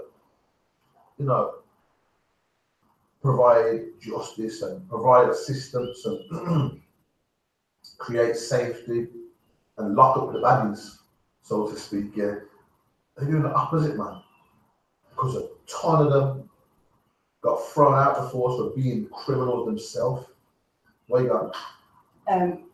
Just like the other day, the staff nurse on our ward got threatened by a pack of people threatened on the ward, and when the police came on the ward to interview the patient relative, no English. Police didn't take a statement to protect our staff, black people on the ward. The police didn't take any statement to protect them. Instead, they went away because the packet person said no English. They can't recall what happened. So what the sister's saying is, the other day, my wife there talking, she's a nurse, and she was in work the other day. Now, God forbid anybody try to threaten her, because I'll be on my sports bike and I'll be at the hospital in 5 minutes, and God help me, you know what I'm saying? But God help whoever, you know what I'm saying? But what happened is some heathen, some packy was threatening a sister, a good sister, you know what I'm saying? What's her name? We don't say her name. She's a good sister though. And is it a sister? Oh, so, okay, seeing, yeah. Yeah, so we don't want to say her name, but she got threatened really badly, and they're saying a black woman was dying. The Paki family didn't take it well. They're saying, oh, you let her die, we're going to kill you and all this sort of stuff, yeah. You know what I'm saying? Not the patient confidentiality, we can't say too much. But they're saying, yo, they're following the ward after saying, yo, we're gonna stab you in the car park and all this. They gotta take that seriously. You know what I'm saying? So they call the police, as you should do. Police come, the pack of people who've been there the whole time visiting are the same. They're saying, oh, listen, we can't take a statement because we don't speak English. So what? So if I run a bank and sit there and go, no English, that's cool, yeah. I'll give you another example of stuff like that, where, I mean, it's minor compared to this kind of thing, but I myself, I was selling something recently, and people, I don't know what was on their mind, boy, but they tried to take my thing. So, you know, there was a scuffle ensued, and when I got the better of them, and they started screaming, yo, he's robbing me. You know, security come, police come out of nowhere, grab me in my bedroom, put us in handcuffs. I imagine I'm a priest, I'm getting handcuffed as a thief. When I was trying to sell something, these people tried to rob me. Now, police put me in cuffs and all that, yeah. And made a big show in my local area where I live. And I was in a I.S.U.P.K shirt as well, that's the worst thing. You know what I'm saying? Oh, this is my local area, man. I mean, what are you doing to me, man? Putting me in handcuffs. I ain't done that. I got evidence on my phone. I was coming in to sell this exact thing. You know what I'm saying? And they're trying to say that it belonged to them. Like, I got texts to prove that so and so. As I got to put my phone out, the cop had taken my phone off with this same phone and it was bending it, trying to bend it and bust it. I'm looking at him just like, yo, what are you doing? I got insurance, so I'm saying I'm cool as a cucumber. I'm like, why are you trying to bust my phone? Like, what's your problem, man? I'm trying to show you that there's evidence on this phone. And they couldn't break it. Anyway, that's the gospel truth, you know. The cop was trying to bust my phone. Anyway, after about 2-3 hours still in the sun, even some brother come over and give me a drink because it was a really hot day. I was standing there sweating. My kids were late to pick up from school and everything because of that. When it turned out that I had proof from the CCTV, I had taxi drivers, shoppers, because it was in a local shopping precinct area, taxi drivers, shoppers, and the security of Asda and the security of that mall, all saying, we know these men, these are local men, they're good, they don't do nothing wrong. They were trying to, we heard them, we saw what happened, those people tried to rob them. Some people, so they're telling the police, like, yo, this is me, I didn't rob them. They're backing me up, you get me? Police weren't listening. They tried to bust my evidence on my phone and everything, yeah. So in the end, I've got the disc, but on CCTV, yes, I've got it back on disc, and the USB, just in case. I called the police afterwards. I said to the couple, yo, when they uncuffed me, I said, well, now you know the truth. Go and arrest them right now. It's white people in it, obviously. I said, go and arrest them. This is quite recently, you know what I'm saying? This is within the last, what, 3-4 months or so. Well, I'm just so used to this pressure that I ain't even bothered to bring this up in the class before because, I mean, there's worse things happening. But this it goes along with the theme today, you know what I'm saying? So, like, in the end now, yeah, I've called police and I'm asking them to arrest these people. I've gone and I've got the disc for them and everything of the CCTV, gone out my way and all that. They said that the disc was blank. When I called security man, he's like, nah, man. Like, we saw how the cops were going on that day and did it on purpose. He's like, yo, it's a good job you asked me to bring it out to USB. Do you know what? Here's 2 discs this time. So we get the police 2 discs this time. I said, yo, here's one again. And in case that one don't work, here's another one. And if that don't work, we've got it on USB too. We ain't getting that. We'll just keep burning the CDs. You know what I'm saying? I'll upload it to YouTube if you like and give you the link for that. They can't lose that. You know what I'm saying? So anyway, now it's what, 3 months later. I ain't heard back from the police. And some white people in broad daylight, because they knew they could do that, they came to my area where they're supposed to be buying something from me and tried to steal it from me and tried to take it from them, tried to trick me and take it from me by force. You know what I mean? Only because I was able to, like, what's the word, strong arm them back and take back my something. You know what I mean? Otherwise, I'd have been robbed right now and police wouldn't help me. I got evidence that police wouldn't help me. Because all now, I called them back, you know, after about a month or 2, and said, yo, what's going on with that? You're not making no arrest. We're like, oh, you didn't call us back. I'm like, hold on, so I told you the people, name, phone number, give you the CCTV, like, you're supposed to call me when there's an arrest. If I rob a bank and the manager don't follow up, no arrests get made. That's how it works. You know that's not how it works, man, but the white man is a goddamn devil. I got plenty, trust me, at times I've been, people try to pull a knife on me and stab me and everything. I'll fight them, hold them, call police. One time in an area close to here. So it was a brother still crazy, you know what I mean? There's something wrong with the dude, but he tried to stick a knife in me here. I fight him back, hold him still. And police come after about 4 hours. yeah, where the police station was on my, I can't say it. Honest to God, the police station is across the street. You know Summer Lane? You know where the drum is? You know Summer Lane police station to the drum? How far would you say that is? Half a mile? If that, you're talking like 2 streets.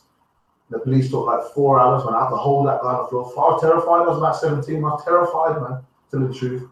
I was terrified, man, if you get loose, you can get something else and kill me. I was lucky, most I was with me. I got the better of him in the first place. You know what I'm saying? He's a big guy. You know, about 30-year-old guy, about 17. You know what I'm saying? I'm slim as hell now. I was scrolling when I was a girl, malnourished and shit. You know what I'm saying? When I say I was on the road, I was on the road. I slept on it, you know what I'm saying? So I didn't have nothing, you know what I'm saying?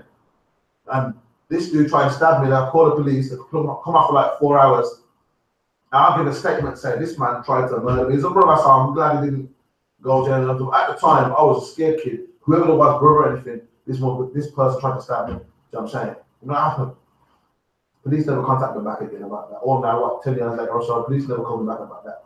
Even to the point where a week later, I go to the housing office and I see the guy there smiling at me. You know what I'm saying? I had another set of people one day, you know, what are they trying to do? I had a footstep behind them going to my front door. Blah! And luckily I keep something here, and I started chasing them off and scared them off. My face is messing with blood. I recognized them, I called police again. Said, yo, some packet of the street tried to rob me, big steroid dude, tried to rob me. And they were like, police come out. You know what they said? Remember what they said, bro?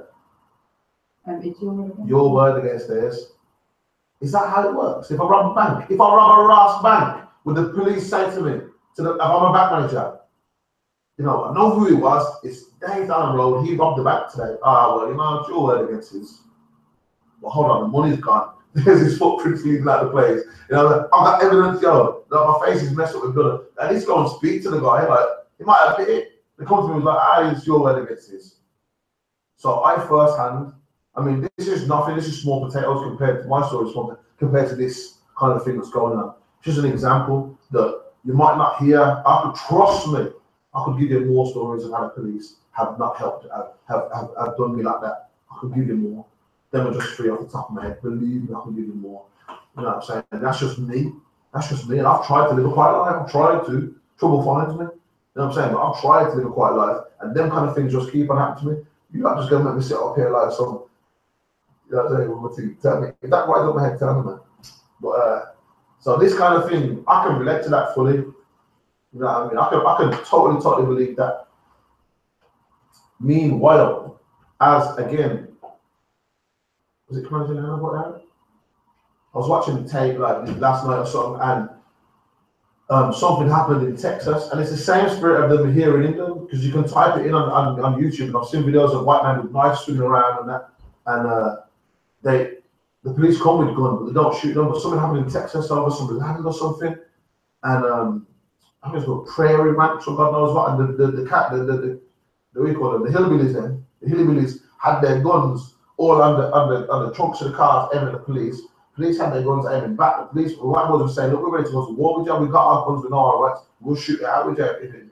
So we even need to do that. You know what I'm saying? Police drop their guns and we're like, come on, we'll talk about it.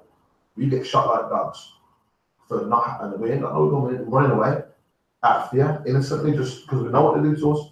You know what I'm saying? How much do we need to see from the level of they'll diss us in the shop, from the level of they'll diss us trying to speak about how we're oppressed, from the level that they'll murder us for nothing, from the level that they'll cover up when we're murdered for nothing. I mean, what more do you need to see, man? You need them to come to your house and rape your kids, because right about now, if they did that, who the hell is going to help you? Police going to help you. Police going to help you. Who's going to help you, man? Because you can be trying to fight them back and cut a white boy back when they try and come do something like that. Believe me, you're going to be in jail, not dead. Because imagine that day with police. Imagine that day I'm telling them somebody try to rob me. Believe me, I was in more of a good position to bust them people's head. I could have really damaged them. But I swear to God, the only reason I didn't, it's because I knew that I'm going to be tied up in all kind of admin and red tape. I got camp on Saturday. You know what I'm saying? I got class on Wednesday. I got things to do. I got kids to look after. So as much as it would give me a minute's satisfaction, I'm not going to end up in a police station on some long business. You know what I'm saying? But I would have been right to. It would have classed as self-defense if I did, because they attacked me and tried to attack me and tried to take my something. So you know what I'm saying? But I knew that I wasn't going to get no justice. And that's how we need to think. Don't expect these people Can I get that? Can I get that? Look for a nation who's not saying much. You know what I'm saying? This scripture coming up, bear this in mind, man. Don't expect. There's a saying here. I love this saying, though. Expectation is the root of all heartache. You know why these people can't give me no heartache? Because I don't expect nothing from them. You know what I'm saying? I don't expect nothing from them. If I get something, it's a bonus, so be it. I'm gonna take it. Believe I'm gonna take it. I'm asking for if I can get something. But don't expect it. Don't expect justice. Don't expect humanity from them. You know what I'm saying? If you're going to expect anything, expect the worst. Prepare for the worst. You know what I'm saying? We need to separate from these devils. Here's a perfect precept for that. Lamentations, the 4th chapter and the 17th verse. As for us, our eyes have yet failed.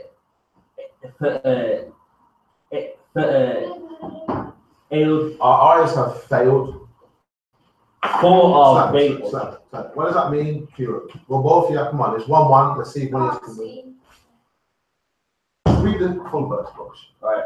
For our vain help in our watching, we have watched for a nation that could not save us. So our eyes have yet failed.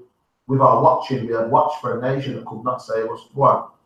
Like, say if a black man was about to get shot, we'd expect a white man to come and help you, but the white man's not going to help you. There you go. There you go. Now, if a child can understand it, come on, you should be able to understand it too. If a child can understand it, yeah, boy, every black man, woman, and child evidently should be in here with us, man.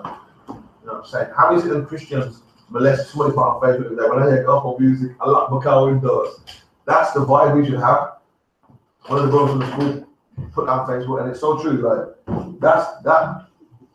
that music, you should see that music, hear that music, or see that church, or see that Christian pastor, and lock your windows and keep your children away from them. Because pedophilia, corruption, adultery, drug abuse, all kind of problems come along with that.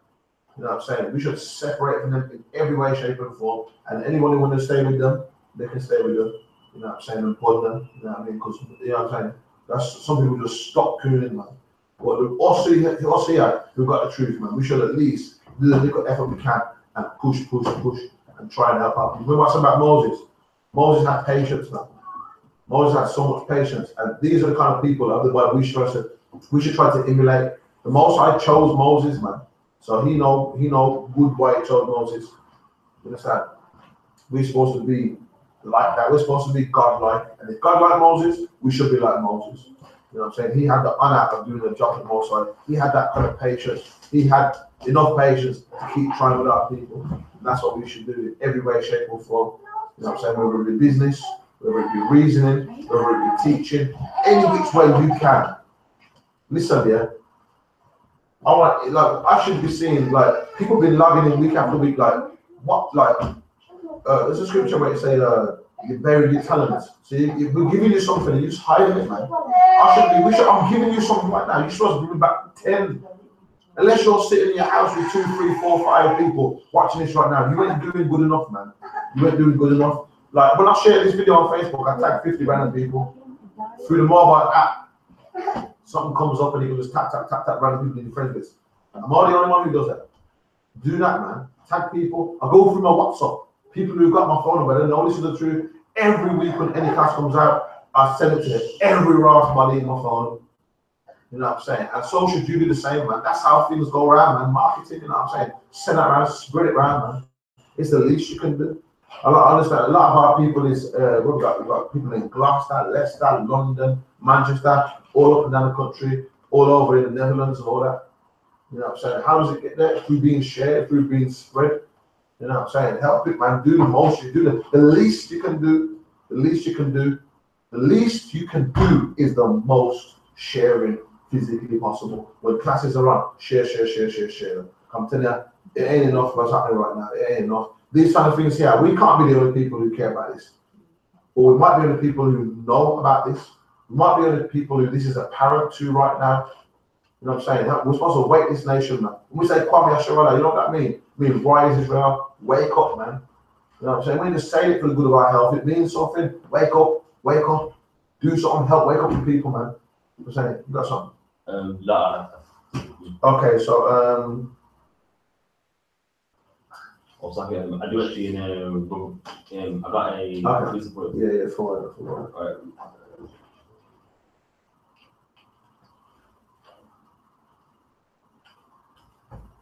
Alright.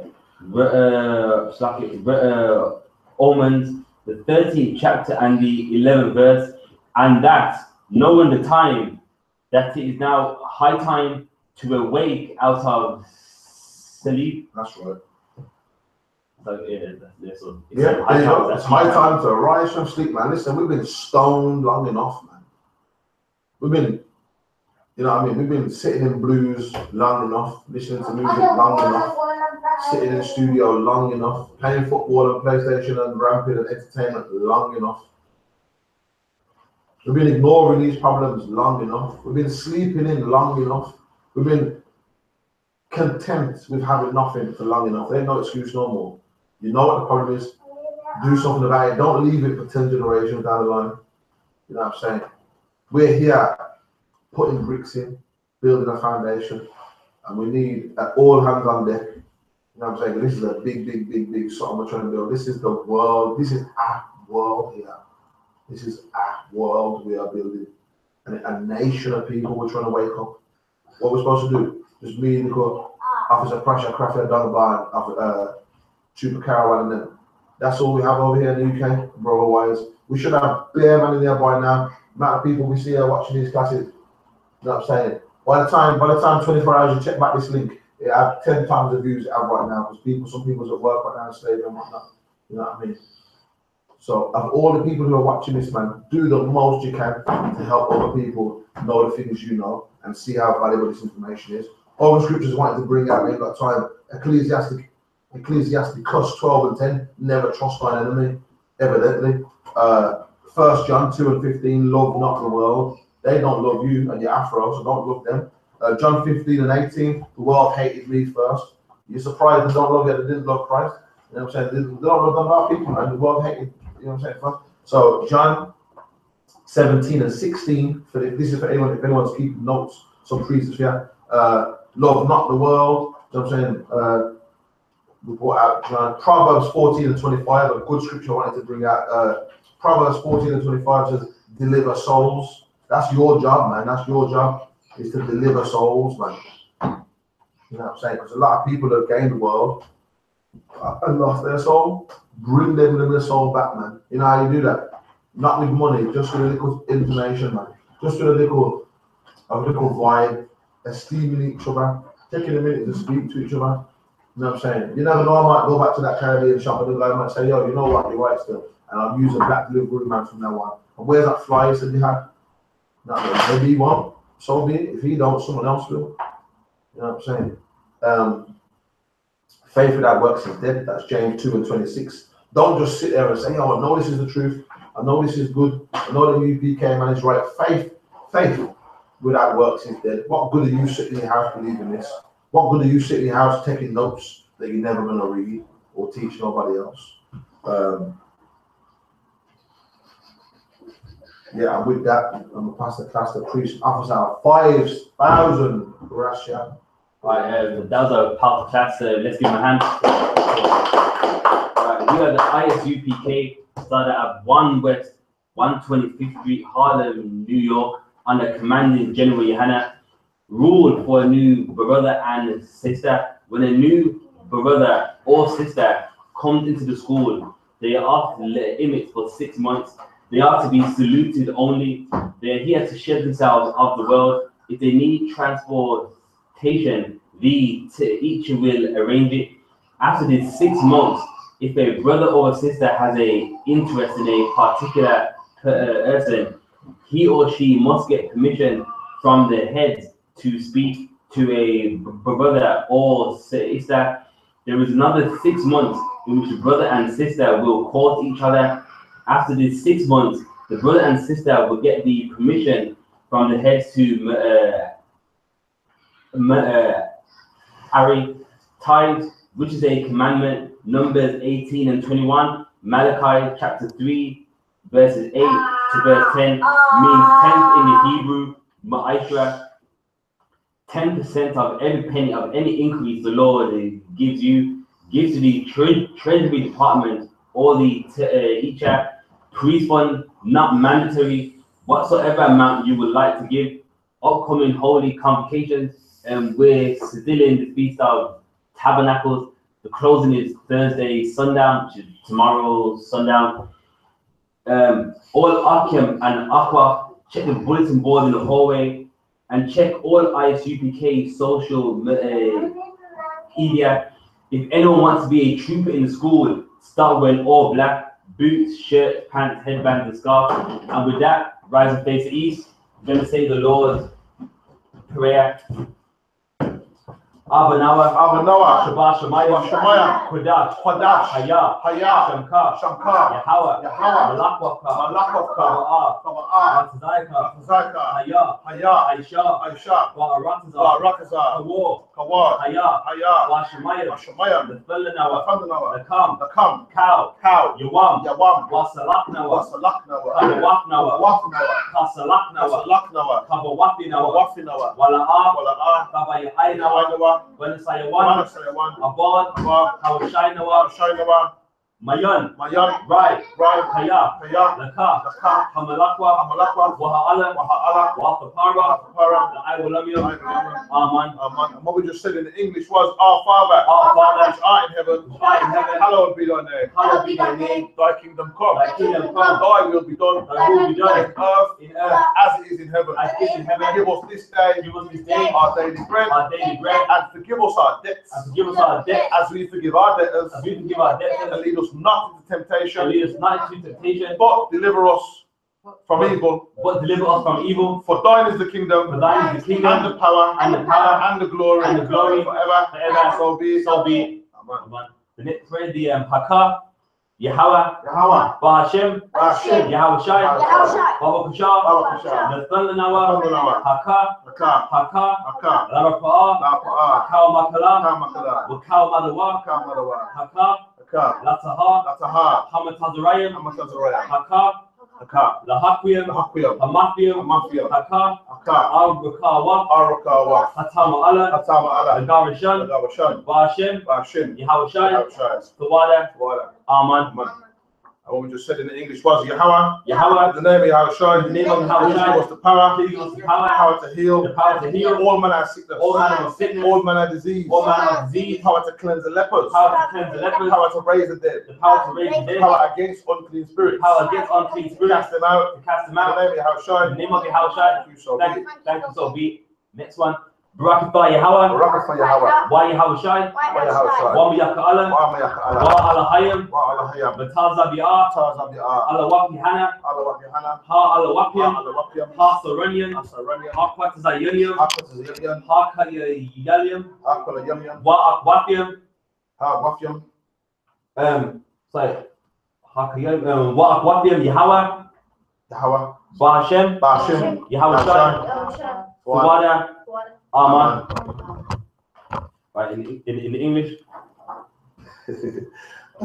Bless you, Yahweh. Bless you, Yahweh. And Yahweh Shai. And Yahweh Shai. And Michael.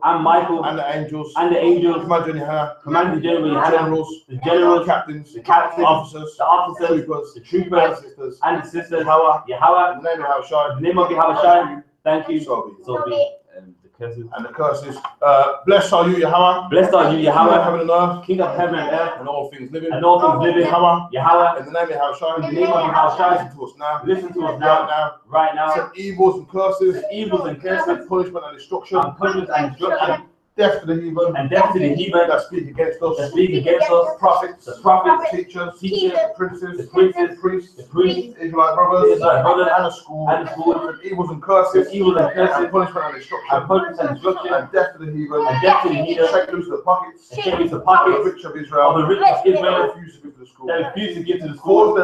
Force their riches. Into thy sanctuary. Send evils and curses. And punishment and destruction. And death to the Edomites. To the Edomites and the nation and their drug dealers, court system, prison system, Planned Parenthood, all the governments of our area, synagogues and armies, Roman Catholic Church, the Pope, the Pope, Islam, Christianity, Christianity, Egyptology, militia, Ku Klux Klan, Aryan Nation, skinheads, Pasiko Matazi, gay movement, the lesbian movement, spies, workers of witchcraft, NASA space program, Army, Navy, Air Force, Marines, Wall Street. Open up the internet, and the airways, cable access channels, and the radio channels, convict the spirit of any of thy people that seek to stop us, and bring swift death to all the heathen that stand in the way, or try to stop us, from broadcasting your words throughout the planet Earth.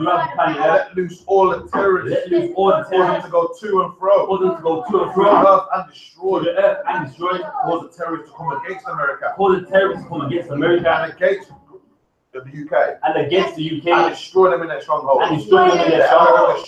let America shake, let the UK shake, at the hands of the terrorists, let Yahweh shine, Michael and Gabriel, down with the flying saucers, and kill all the heathen that come up against us, as you speak thy word, let it be known by all, that it is the angels that have done it, cause it to be spread through the media, throughout the whole world, cause them to shake at thy coming, in the name of Yahweh, thank you always, so be. And last prayer, Yahweh, Bahashem, Yahweh Shai, Wayashala, Wahabayah, Sapayim, Barak Rapah, the Gun Hagun, the Gordon family, the Conley family, the George family, the Bennett family, that's it. The family of Rashawn Charles, Commander General Yohanna, Bahashem, Yahweh Shai, Tawada Aman. And what we just said was, Lord, in the name of Yahweh Shai, bless us and Israel and the school. Bless, heal, shield, protect those loved ones in the name of Yahweh Shai. Thank you, so be. So now one courtesy salute, men of Israel, Amadim Shabbat, Amadim, Barak, Yahweh Shai. Now one courtesy salute to the sisters, men of Israel, Amadim Shabbat, Amadim, Barak, Yahweh Shema, Ilafaba, Shem Yahweh Shai. Alright.